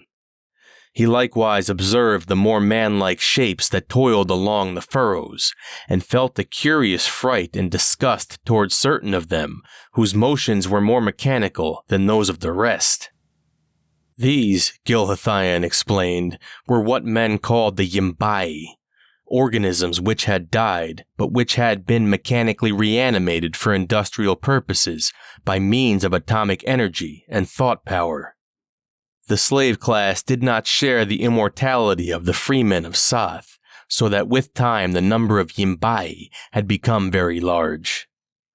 They were dog-like and faithful, but not so readily amenable to thought commands as were living slaves. Those which most repelled Zamakona were those whose mutilations were greatest, for some were wholly headless, while others had suffered singular and seemingly capricious subtractions, distortions, transpositions, and graftings in various places. The Spaniard could not account for his condition, but Gilhathian made it clear that these were slaves who had been used for the amusement of the people in some of the vast arenas. For the men of Soth were connoisseurs of delicate sensation and required a constant supply of fresh and novel stimuli for their jaded impulses. Zamakona, though by no means squeamish, was not favorably impressed by what he saw and heard. Approached more closely, the vast metropolis became dimly horrible in its monstrous extent and inhuman height. Gilhathian explained that the upper parts of the great towers were no longer used, and that many had been taken down to avoid the bother of maintenance. The plain around the original urban area was covered with newer and smaller dwellings, which in many cases were preferred to the ancient towers. From the whole mass of gold and stone, a monstrous roar of activity droned outward over the plain, while cavalcades and streams of wagons were constantly entering and leaving over the great gold or stone-paved roads. Several times Gilhathian paused to show Zamakona some particular object of interest, especially the temples of Yig, Tulu, Nug, Yeb, and the not-to-be-named one, which line the road at infrequent intervals, each in its embowering grove according to the custom of Kinyan. These temples, unlike those of the deserted plain beyond the mountains, were still in active use, large parties of mounted worshippers coming and going in constant streams.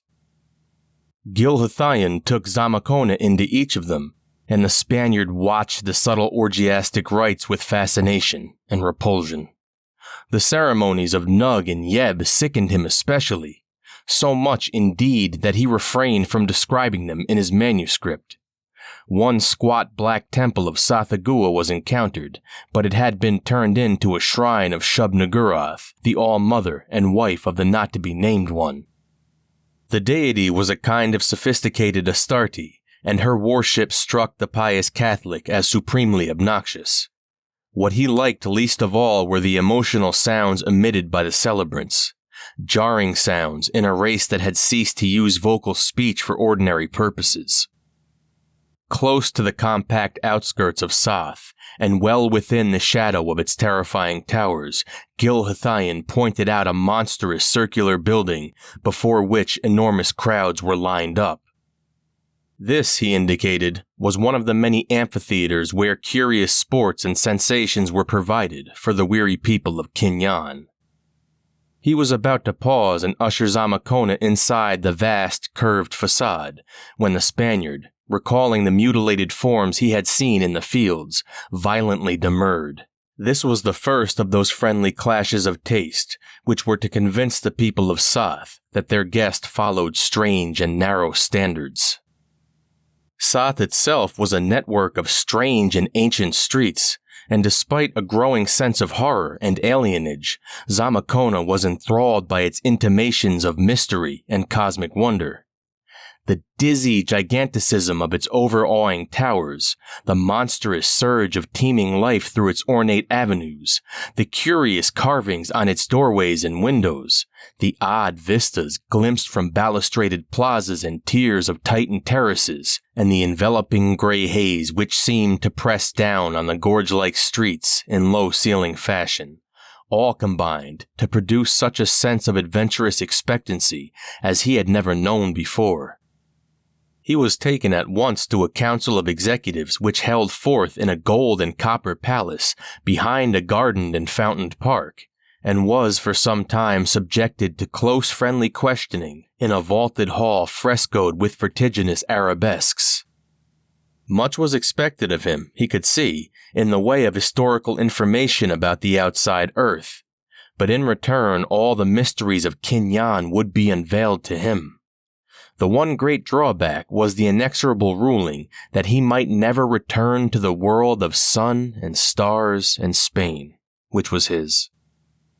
A daily program was laid down for the visitor, with time apportioned judiciously among several kinds of activities.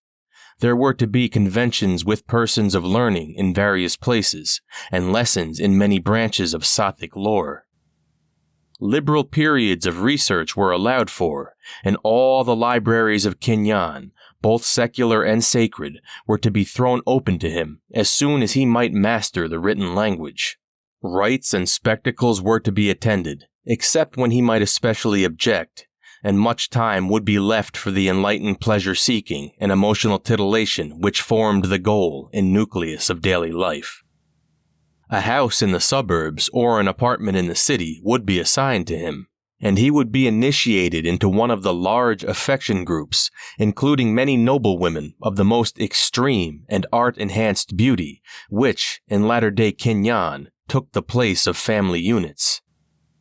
Several horned Gyayathan would be provided for his transportation and errand-running, and 10 living slaves of intact body would serve to conduct his establishment and protect him from thieves and sadists and religious orgiasts on the public highways. There were many mechanical devices which he must learn to use, but Gilhathian would instruct him immediately regarding the principal ones. Upon choosing an apartment in preference to a suburban villa, Zamakona was dismissed by the executives with great courtesy and ceremony, and was led through several gorgeous streets to a cliff-like carven structure of some 70 or 80 floors. Preparations for his arrival had already been instituted, and in a spacious ground-floor suite of vaulted rooms, slaves were busy adjusting hangings and furniture. There were lacquered and inlaid tabourets, velvet and silk reclining corners and squatting cushions, and infinite rows of teakwood and ebony pigeonholes with metal cylinders containing some of the manuscripts he was soon to read, standard classics which all urban apartments possessed. Desks with great stacks of membrane paper and pots of the prevailing green pigment were in every room, each with graded sets of pigment brushes and other odd bits of stationery. Mechanical writing devices stood on ornate golden tripods, while, over all, was shed a brilliant blue light from energy globes set in the ceiling. There were windows, but at this shadowy ground level they were of scant illuminating value. In some of the rooms were elaborate baths, while the kitchen was a maze of technical contrivances.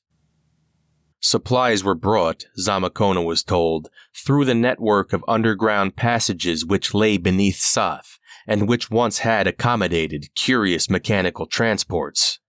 There was a stable on that underground level for the beasts, and Zamakona would presently be shown how to find the nearest runway to the street. Before his inspection was finished, the permanent staff of slaves arrived and were introduced. Shortly afterward there came some half-dozen freemen and noble women of his future affection group, who were to be his companions for several days, contributing what they could to his instruction and amusement. Upon their departure, another party would take their place, and so onward in rotation through a group of about 50 members. 6. Thus was Panfilo de Zamacona y Núñez absorbed for 4 years into the life of the sinister city of Soth, in the blue-lit netherworld of Kinyan.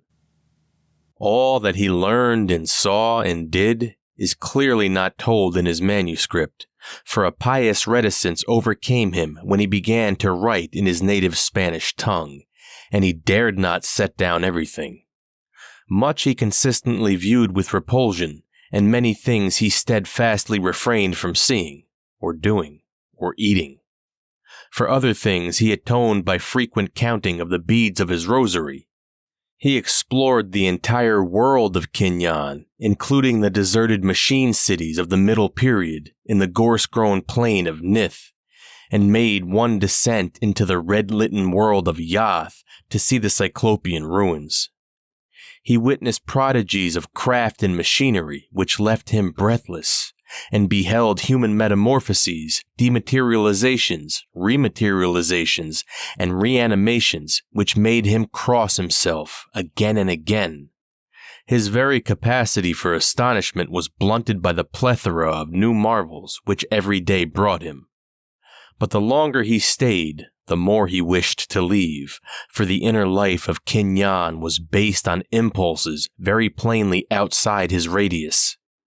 As he progressed in historical knowledge, he understood more, but understanding only heightened his distaste. He felt that the people of Soth were a lost and dangerous race, more dangerous to themselves than they knew, and their growing frenzy of monotony warfare and novelty quest was leading them rapidly toward a precipice of disintegration and utter horror. His own visit, he could see, had accelerated their unrest, not only by introducing fears of an outside invasion, but by exciting in many a wish to sally forth and taste the diverse external world he described.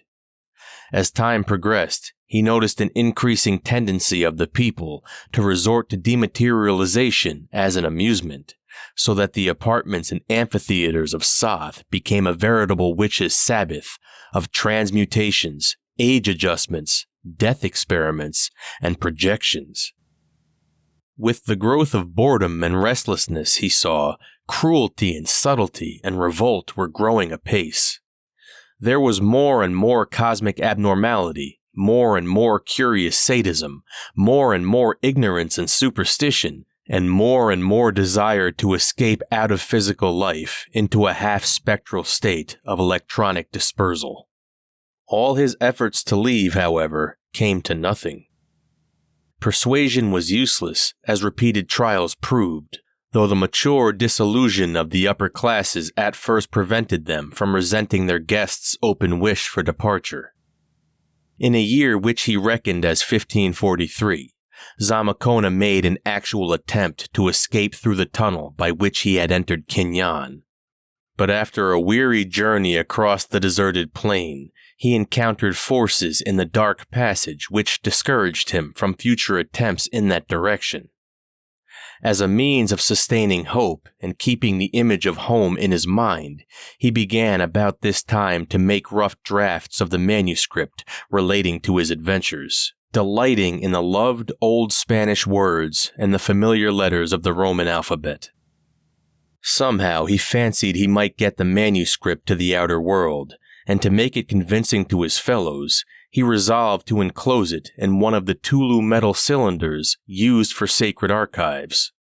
That alien magnetic substance could not but support the incredible story he had to tell. But even as he planned, he had little real hope of ever establishing contact with the Earth's surface. Every known gate, he knew, was guarded by persons or forces that it were better not to oppose. His attempt at escape had not helped matters, for he could now see a growing hostility to the outer world he represented. He hoped that no other European would find his way in, for it was possible that later comers might not fare as well as he. He himself had been a cherished fountain of data, and as such had enjoyed a privileged status. Others, deemed less necessary, might receive rather different treatment. He even wondered what would happen to him when the sages of Soth considered him drained dry of fresh facts. and in self-defense began to be more gradual in his talks of Earth lore, conveying whenever he could the impression of vast knowledge held in reserve. One other thing which endangered Zamakona's status in Soth was his persistent curiosity regarding the ultimate abyss of Nakai, beneath Red-Litten Yath, whose existence the dominant religious cults of Kinyan were more and more inclined to deny. When exploring Yath, he had vainly tried to find the blocked-up entrance, and later on he experimented in the arts of dematerialization and projection, hoping that he might thereby be able to throw his consciousness downward into the gulfs which his physical eyes could not discover. Though never becoming truly proficient in these processes, he did manage to achieve a series of monstrous and portentous dreams which he believed included some elements of actual projection into Nakai.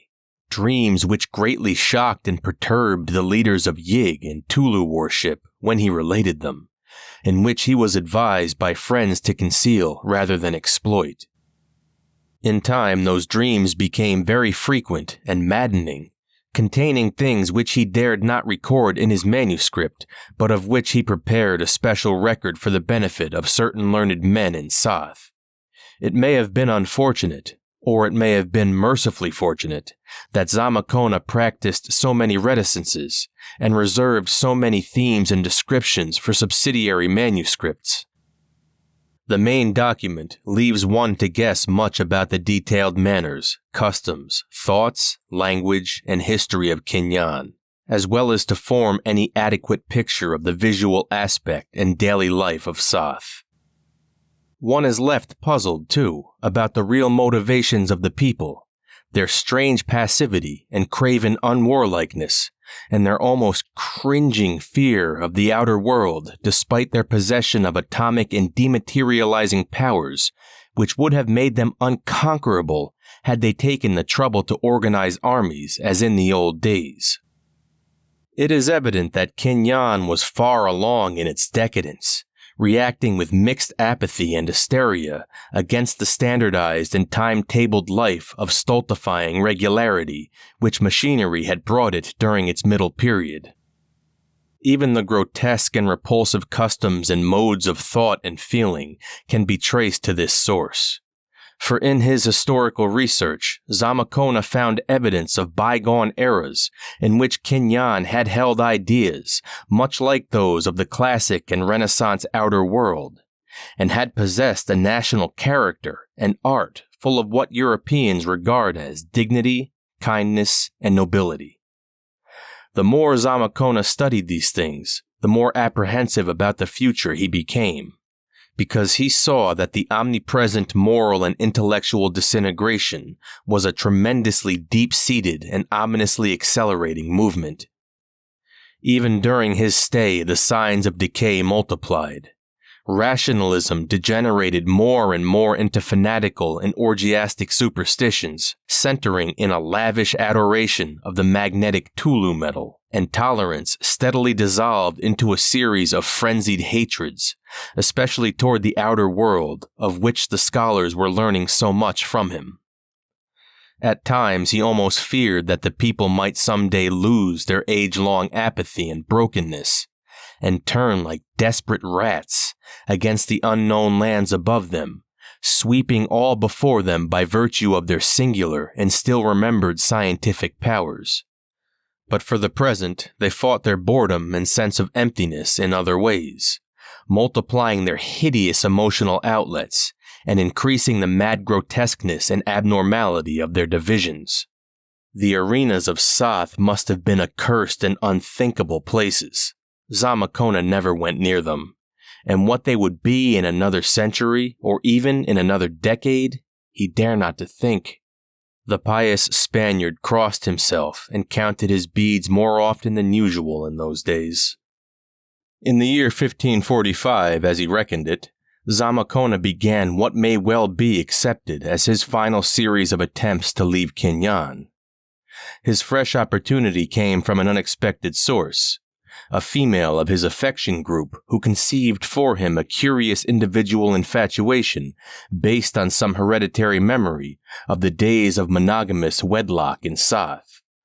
Over this female, a noblewoman of moderate beauty and of at least average intelligence named Tlaiyub, Zamakona acquired the most extraordinary influence, finally inducing her to help him in an escape under the promise that he would let her accompany him. Chance proved a great factor in the course of events, for Tlaiyub came of a primordial family of gate lords who had retained oral traditions of at least one passage to the outer world, which the mass of people had forgotten even at the time of the Great Closing. A passage to a mound on the level plains of Earth which had, in consequence, never been sealed up or guarded. She explained that the primordial gate lords were not guards or sentries, but merely ceremonial and economic proprietors, half-feudal and baronial in status, of an era preceding the severance of surface relations.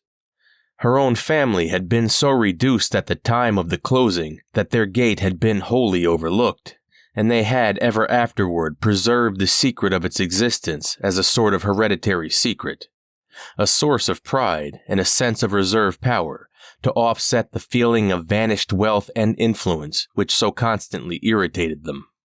Zamakona, now working feverishly to get his manuscript into final form, in case anything should happen to him, decided to take with him on his outward journey only 5 beast loads of unalloyed gold in the form of the small ingots used for minor decorations. Enough, he calculated, to make him a personage of unlimited power in his own world. He had become somewhat hardened to the sight of the monstrous Gyayathun during his 4 years of residence in Soth, hence did not shrink from using the creatures. Yet he resolved to kill and bury them and cache the gold as soon as he reached the outer world, since he knew that even a glimpse of one of the things would drive any ordinary Indian mad. Later he could arrange for a suitable expedition to transport his treasure to Mexico. Tlaiyub he would perhaps allow to share his fortunes, for she was by no means unattractive, though possibly he would arrange for her sojourn amongst the Plains Indians, since he was not over-anxious to preserve links with the manner of life in Soth. For a wife, of course, he would choose a lady of Spain, or, at worst, an Indian princess of normal outer world descent and a regular and approved past. But for the present, Tlaiyub must be used as a guide. The manuscript he would carry on his own person, encased in a book cylinder of the sacred and magnetic Tulu metal. The expedition itself is described in the addendum to Zamakona's manuscript, written later and in a hand showing signs of nervous strain. It set out amidst the most careful precautions, choosing a rest period and proceeding as far as possible along the faintly lighted passages beneath the city. Zamakona and Tlaiyub, disguised in slaves' garments, bearing provision knapsacks, and leading the 5 laden beasts on foot, were readily taken for commonplace workers, and they clung as long as possible to the subterranean way, using a long and little frequented branch which had formerly conducted the mechanical transports to the now ruined suburb of Latha. Amidst the ruins of Latha, they came to the surface, thereafter passing as rapidly as possible over the deserted, blue-lit plain of Nith toward the Guryan region of low hills.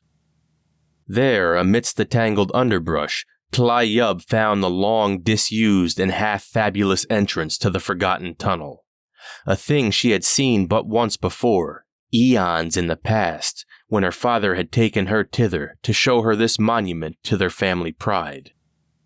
It was hard work getting the laden Gyayathun to scrape through the obstructing vines and briars, and one of them displayed a rebelliousness destined to bear dire consequences, bolting away from the party and loping back towards Soth on its detestable pads, golden burden and all. It was nightmare work burrowing by the light of blue-ray torches upward, downward, forward, and upward again through a dank, choked tunnel that no foot had trodden since ages before the sinking of Atlantis.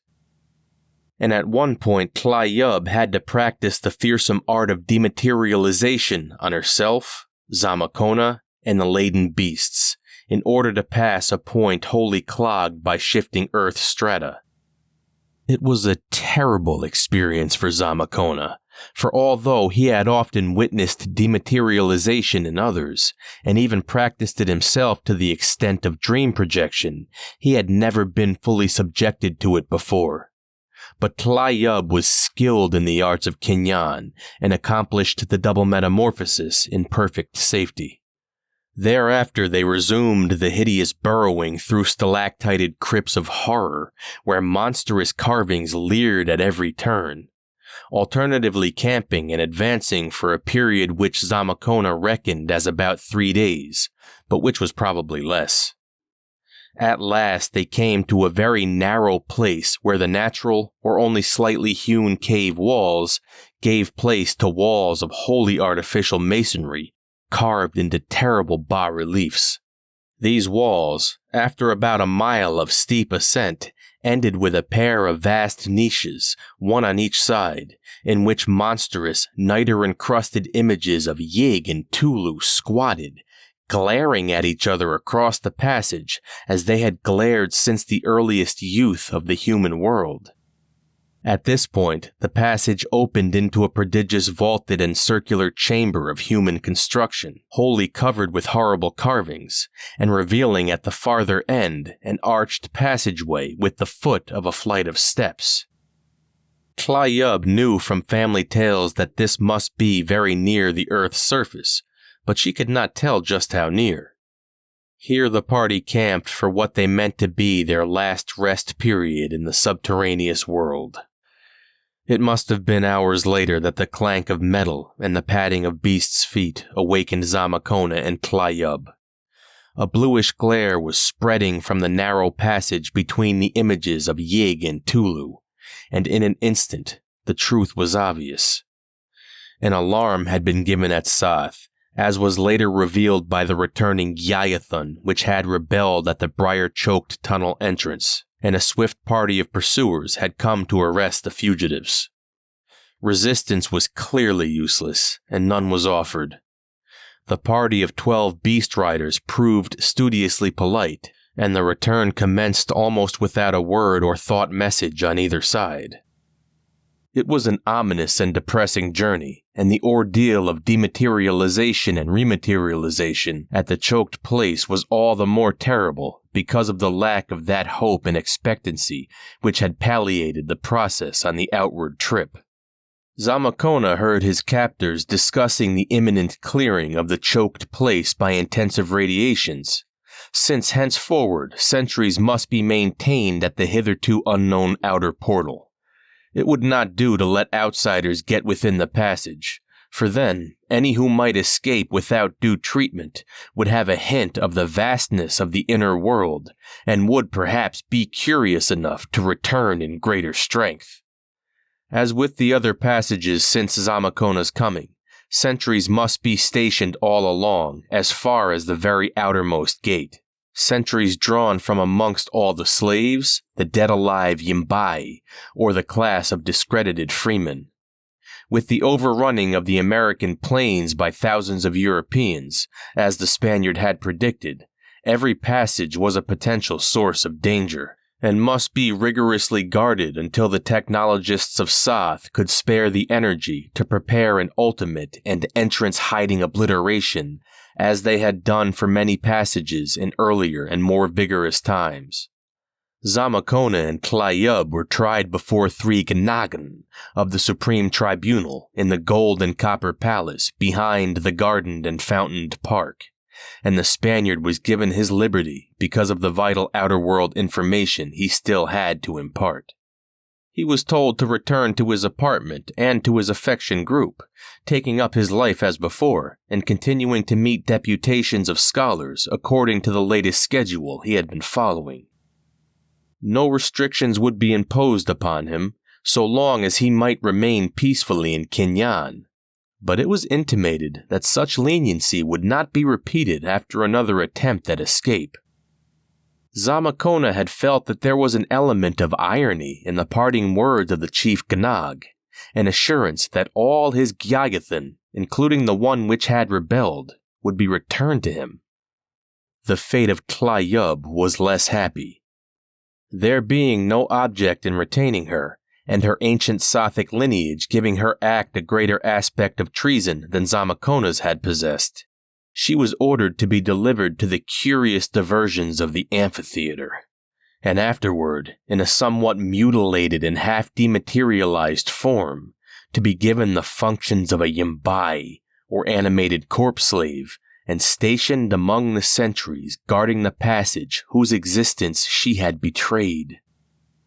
Zamakona soon heard, not without many pangs of regret he could scarcely have anticipated, that poor Tlayub had emerged from the arena in a headless and otherwise incomplete state, and had been set as an outermost guard upon the mound in which the passage had been found to terminate.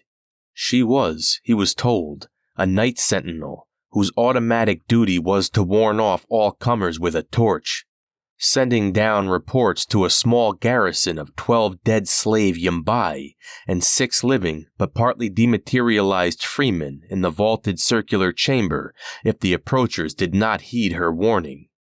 She worked, he was told, in conjunction with a day sentinel, a living freeman who chose his post in preference to other forms of discipline for other offenses against the state. Zamakona, of course, had long known that most of the chief gate sentries were such discredited freemen. It was now made plain to him, though indirectly, that his own penalty for another escape attempt would be service as a gate sentry, but in the form of a dead-alive yimbai slave, and after amphitheater treatment even more picturesque than that which Tlayub was reported to have undergone. It was intimated that he, or parts of him, would be reanimated to guard some intersection of the passage, within sight of others, where his abridged person might serve as a permanent symbol of the rewards of treason. But, his informants always added, it was of course inconceivable that he would ever court such a fate. So long as he remained peaceably in Kinyan, he would continue to be a free, privileged, and respected personage. Yet in the end, Panfilo de Zamakona did court the fate so direfully hinted to him. True, he did not really expect to encounter it, but the nervous latter part of his manuscript makes it clear that he was prepared to face its possibility. What gave him a final hope of scatheless escape from Kinyan was his growing mastery of the art of dematerialization. Having studied it for years, and having learned still more from the 2 instances in which he had been subjected to it, he now felt increasingly able to use it independently and effectively. The manuscript records several notable experiments in this art, minor successes accomplished in his apartment, and reflects Zamakona's hope that he might soon be able to assume the spectral form in full, attaining complete invisibility and preserving that condition as long as he wished. Once he reached this stage, he argued, the outward way lay open to him. Of course, he could not bear away any gold, but mere escape was enough. He would, though, dematerialize and carry away with him his manuscript in the Tulu metal cylinder, even though it cost additional effort. For this record and proof must reach the outer world at all hazards. He now knew the passage to follow, and if he could thread it in an atom-scattered state, he did not see how any person or force could detect or stop him. The only trouble would be if he failed to maintain his spectral condition at all times. That was the one ever-present peril, as he had learned from his experiments. But must one not always risk death and worse in a life of adventure? Zamakona was a gentleman of old Spain, of the blood that faced the unknown and carved out half the civilization of the New World. For many nights after his ultimate resolution, Zamakona prayed to Saint Pamphilus and other guardian saints and counted the beads of his rosary. The last entry in the manuscript, which toward the end took the form of a diary more and more, was merely a single sentence. Es más tarde de lo que pensaba. Tengo que marcharme. It is later than I thought. I must go. After that, only silence and conjecture, and such evidence as the presence of the manuscript itself, and what that manuscript could lead to, might provide. 7. When I looked up from my half-stupefied reading and note-taking, the morning sun was high in the heavens. The electric bulb was still burning, but such things of the real world, the modern outer world, were far from my whirling brain. I knew I was in my room at Clyde Compton's in Bingor, but upon what monstrous vista had I stumbled? Was this thing a hoax or a chronicle of madness? If a hoax, was it a jest of the 16th century or of today? The manuscript's age looked appallingly genuine to my not wholly unpracticed eyes, and the problem presented by the strange metal cylinder I dared not even think about. Moreover, what a monstrously exact explanation it gave of all the baffling phenomena of the Mound, of the seemingly meaningless and paradoxical actions of diurnal and nocturnal ghosts, and of all the queer cases of madness and disappearance. It was even an accursedly plausible explanation, evilly consistent, if one could adopt the incredible. It must be a shocking hoax devised by someone who knew all the lore of the Mound. There was even a hint of social satire in the account of the unbelievable netherworld of horror and decay. Surely, this was a clever forgery of some learned cynic, something like the leaden crosses of New Mexico, which a jester once planted and pretended to discover as a relic of some forgotten Dark Age colony from Europe. Upon going down to breakfast, I hardly knew what to tell Compton and his mother, as well as the curious callers who had already begun to arrive. Still in a daze, I cut the Gordian knot by giving a few points from the notes I had made, and mumbling my belief that the thing was a subtle and ingenious fraud left there by some previous explorer of the Mound, a belief in which everybody seemed to concur when told of the substance of the manuscript. It is curious how all that breakfast group, and all the others in Bingor to whom the discussion was repeated, seemed to find a great clearing of the atmosphere in the notion that somebody was playing a joke on somebody. For the time, we all forgot that the known recent history of the Mound presented mysteries as strange as any in the manuscript, and as far from an acceptable solution as ever. The fears and doubts began to return when I asked volunteers to visit the Mound with me. I wanted a larger excavating party, but the idea of going to that uncomfortable place seemed no more attractive to the people of Bingor than it had seemed on the previous day. I myself felt a mounting horror upon looking toward the Mound and glimpsing the moving speck, which I knew was the daylight sentinel. For in spite of all my skepticism, the morbidities of the manuscript stuck by me and gave everything connected with the place a new and monstrous significance. I absolutely lacked the resolution to look at the moving speck with my binoculars. Instead, I set out with the kind of bravado we display in nightmares, when, knowing we are dreaming, we plunge desperately into still thicker horrors for the sake of having the whole thing over sooner.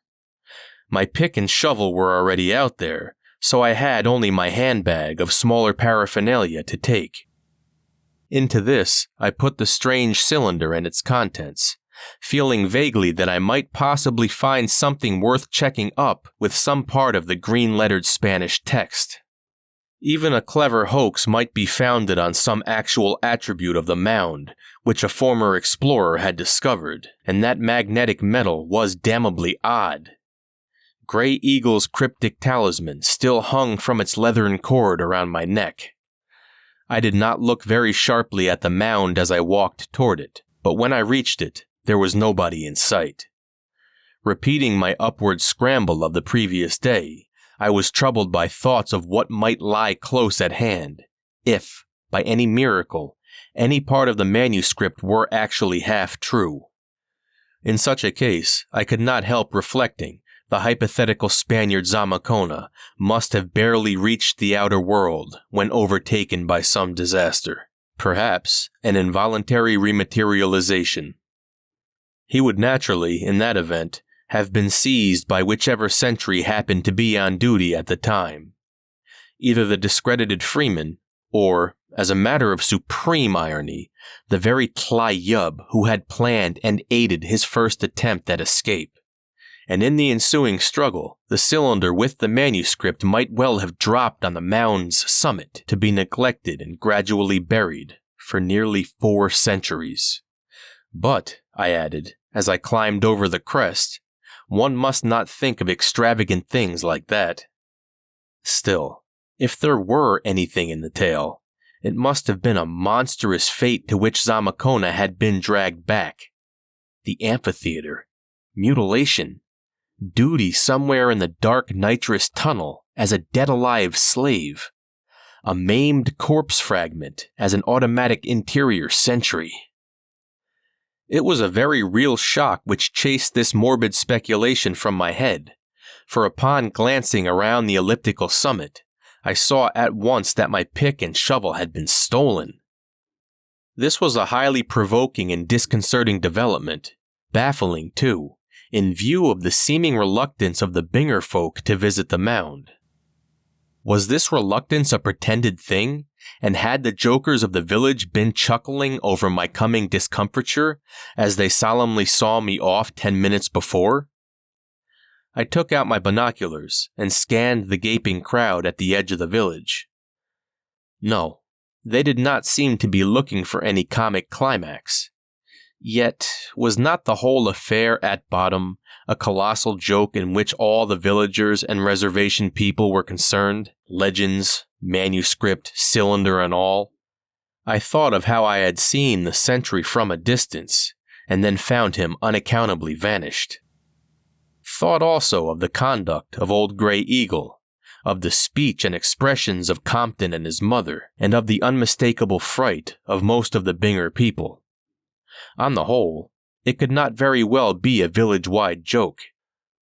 The fear and the problem were surely real, though obviously there were 1 or 2 jesting daredevils in Binger who had stolen out to the mound and made off with the tools I had left. Everything else on the mound was as I had left it, brush cut by my machete, slight, bowl-like depression toward the north end, and the hole I had made with my trench knife in digging up the magneticism-revealed cylinder. Deeming it too great a concession to the unknown jokers to return to Binger for another pick and shovel, I resolved to carry out my program as best I could with the machete and trench knife in my handbag. So extracting these, I set to work excavating the bowl-like depression which my eye had picked as the possible site of a former entrance to the mound. As I proceeded, I felt again the suggestion of a sudden wind blowing against me, which I had noticed the day before. A suggestion which seemed stronger and still more reminiscent of unseen, formless, opposing hands laid on my wrists as I cut deeper and deeper through the root-tangled red soil and reached the exotic black loam beneath. The talisman around my neck appeared to twitch oddly in the breeze. Not in any one direction, as when attracted by the buried cylinder, but vaguely and diffusely, in a manner wholly unaccountable.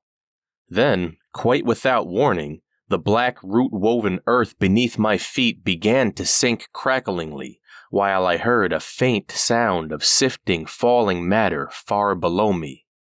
The obstructing wind, or forces, or hands, now seemed to be operating from the very seat of the sinking, and I felt that they aided me by pushing as I leaped back out of the hole to avoid being involved in any cave-in. Bending down over the brink and hacking at the mold-caked root tangle with my machete, I felt that they were against me again, but at no time were they strong enough to stop my work. The more roots I severed, the more falling matter I heard below. Finally, the hole began to deepen of itself toward the center, and I saw that the earth was sifting down into some large cavity beneath, so as to leave a good-sized aperture when the roots that had bound it were gone. A few more hacks of the machete did the trick, and with a parting cave-in and uprush of curiously chill and alien air, the last barrier gave way. Under the morning sun yawned a huge opening at least 3 feet square and showing the top of a flight of stone steps down which the loose earth of the collapse was still sliding. My quest had come to something at last.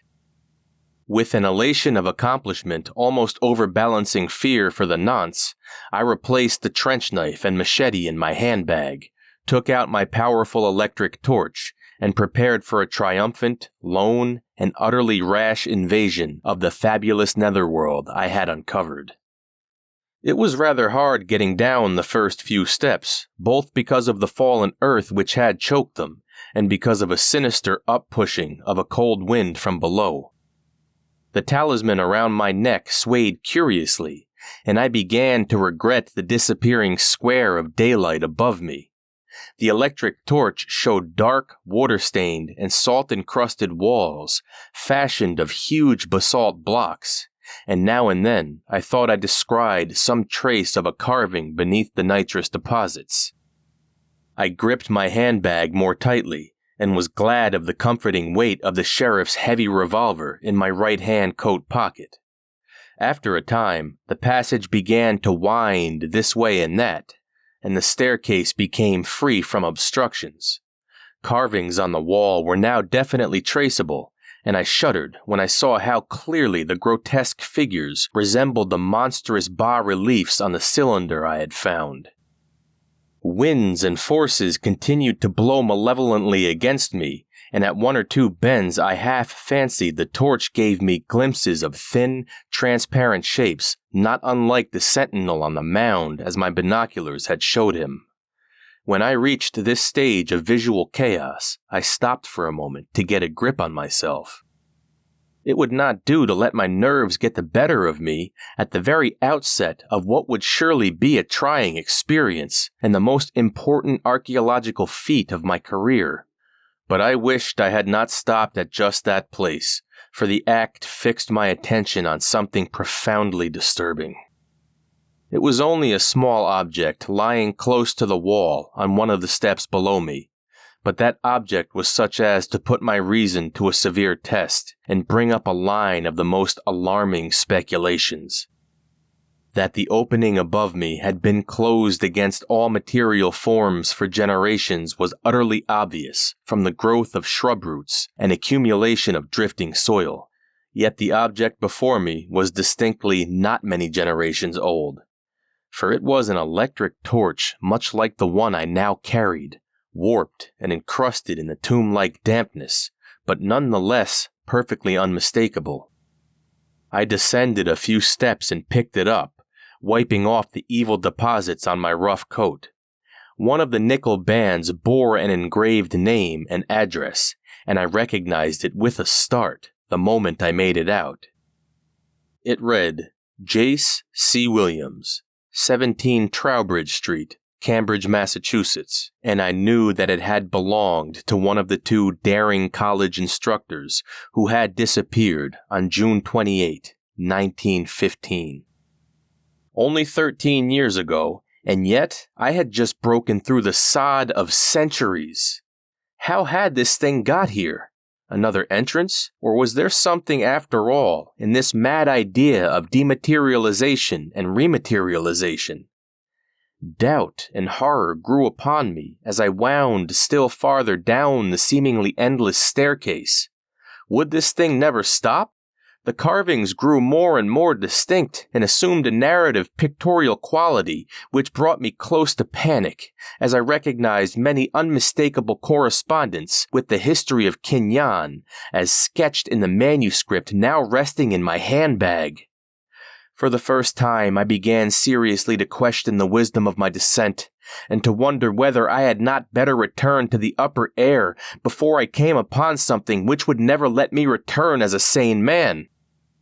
But I did not hesitate long, for as a Virginian, I felt the blood of ancestral fighters and gentlemen adventurers pounding a protest against retreat from any peril, known or unknown. My descent became swifter rather than slower, and I avoided studying the terrible bas-reliefs and intaglios that had unnerved me. All at once, I saw an arched opening ahead and realized that the prodigious staircase had ended at last. But with that realization came horror in mounting magnitude, for before me there yawned a vast vaulted crypt of all too familiar outline, a great circular space answering in every last particular to the carving-lined chamber described in the Zamacona manuscript. It was indeed the place. There could be no mistake, and if any room for doubt yet remained, that room was abolished by what I saw directly across the great vault. It was a second arched opening, commencing a long, narrow passage, and having at its mouth 2 huge opposite niches bearing loathsome and titanic images of shockingly familiar pattern. There in the dark, unclean Yig and hideous Tulu squatted eternally, glaring at each other across the passage as they had glared since the earliest youth of the human world. From this point onward, I ask no credence for what I tell, for what I think I saw. It is too utterly unnatural, too utterly monstrous and incredible to be any part of sane human experience or objective reality. My torch, though casting a powerful beam ahead, naturally could not furnish any general illumination of the Cyclopean crypt, so I now began moving about it to explore the giant walls little by little. As I did so, I saw to my horror that the space was by no means vacant, but was instead littered with odd furniture and utensils, and heaps of packages which bespoke a populous recent occupancy. No nitrous relics of the past, but queerly shaped objects and supplies in modern everyday use.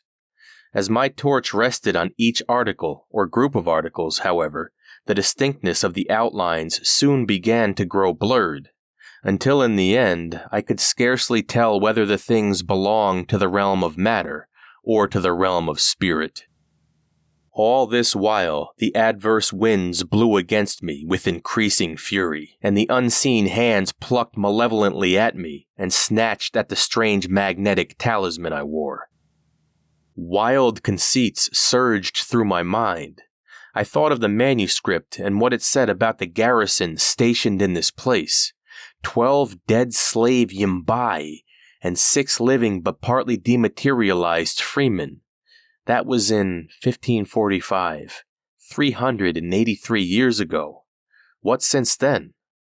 Zamacona had predicted change, subtle disintegration, more dematerialization, weaker and weaker.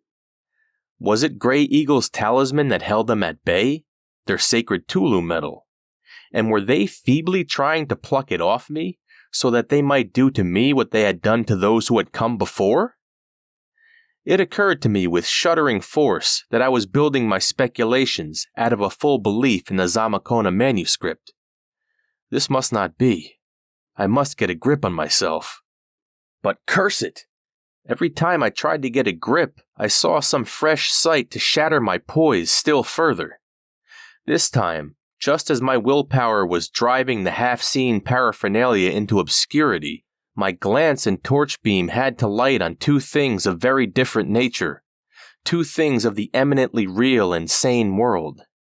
Yet, they did more to unseat my shaky reason than anything I had seen before, because I knew what they were, and I knew how profoundly, in the course of nature, they ought not to be there. They were my own missing pick and shovel, side by side, and leaning neatly against the blasphemously carved wall of that hellish crypt.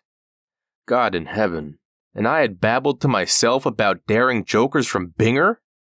That was the last straw. After that, the cursed hypnotism of the manuscript got at me, and I actually saw the half-transparent shapes of the things that were pushing and plucking those leprous Paleogean things with something of humanity still clinging to them, the complete forms, and the forms that were morbidly and perversely incomplete. All these and hideous other entities, the 4-footed blasphemies with ape-like face and projecting horn, and not a sound so far in all that nitrous hell of inner earth. There was a sound. A flopping. A padding. A dull advancing sound which heralded beyond question a being as structurally material as the pickaxe and the shovel, something wholly unlike the shadow shapes that ringed me in, yet equally remote from any sort of life as life is understood on the earth's wholesome surface. My shattered brain tried to prepare me for what was coming, but could not frame any adequate image. I could only say over and over again to myself, "It is of the abyss, but it is not dematerialized." The padding grew more distinct, and from the mechanical cast of the tread, I knew it was a dead thing that stalked in the darkness. Then, oh God, I saw it in the full beam of my torch, saw it framed like a sentinel in the narrow passage between the nightmare idols of the serpent Yig and the octopus Tulu. Let me collect my thoughts enough to hint at what I saw, to explain why I dropped my torch and handbag and fled empty-handed into the utter blackness, wrapped in a merciful unconsciousness which did not wear off until the sun and the distant yelling and the shouting from the village roused me as I lay gasping on top of the accursed mound. I do not yet know what guided me to the earth's surface. I only know that the watchers in Binger saw me stagger up into sight 3 hours after I had vanished, saw me lurch up and fall flat on the ground as if struck by a bullet. None of them dared to come out and help me, but they knew I must be in a bad state, so tried to rouse me as best they could by yelling in chorus and firing off revolvers. It worked in the end, and when I came to, I almost rolled down the side of the mound in my eagerness to get away from that black aperture which still yawned open. My torch and tools and the handbag with the manuscript were all down there, but it is easy to see why neither I nor anyone else ever went after them. When I staggered across the plain and into the village, I dared not tell what I had seen. I only muttered vague things about carvings and statues and snakes and shaken nerves, and I did not faint again until somebody mentioned that the ghost sentinel had reappeared about the time I had staggered halfway back to town. I left Binger that evening and have never been there since, though they tell me that the ghosts still appear on the mound as usual. But I have resolved to hint here at last what I dared not hint to the people of Binger on that terrible August afternoon. I don't know yet just how I can go about it, and if in the end you think my reticence strange, just remember that to imagine such a horror is one thing, but to see it is another thing. I saw it. I think you'll recall my citing, early in this tale, the case of a bright young man named Heaton, who went out to that mound one day in 1891 and came back at night as the village idiot, babbling for 8 years about horrors and then dying in an epileptic fit. What he used to keep moaning was, "That white man, oh my God, what they did to him." Well, I saw the same thing that poor Heaton saw, and I saw it after reading the manuscript, so I know more of its history than he did. That makes it worse, for I know all that it implies, all that must be still brooding and festering and waiting down there. I told you it had padded mechanically toward me, out of the narrow passage, and had stood sentry-like at the entrance between the frightful idola of Yig and Tulu. That was very natural and inevitable, because the thing was a sentry. It had been made a sentry for punishment, and it was quite dead. Besides lacking head, arms, lower legs, and other customary parts of a human being, yes, it had been a human being once. And what is more, it had been white. Very obviously, if that manuscript was as true as I think it was, this being had been used for the diversions of the amphitheater before its life had become wholly extinct and supplanted by automatic impulses controlled from outside. On its white and only slightly hairy chest, some letters had been gashed or branded. I had not stopped to investigate, but had merely noted that they were in an awkward and fumbling Spanish.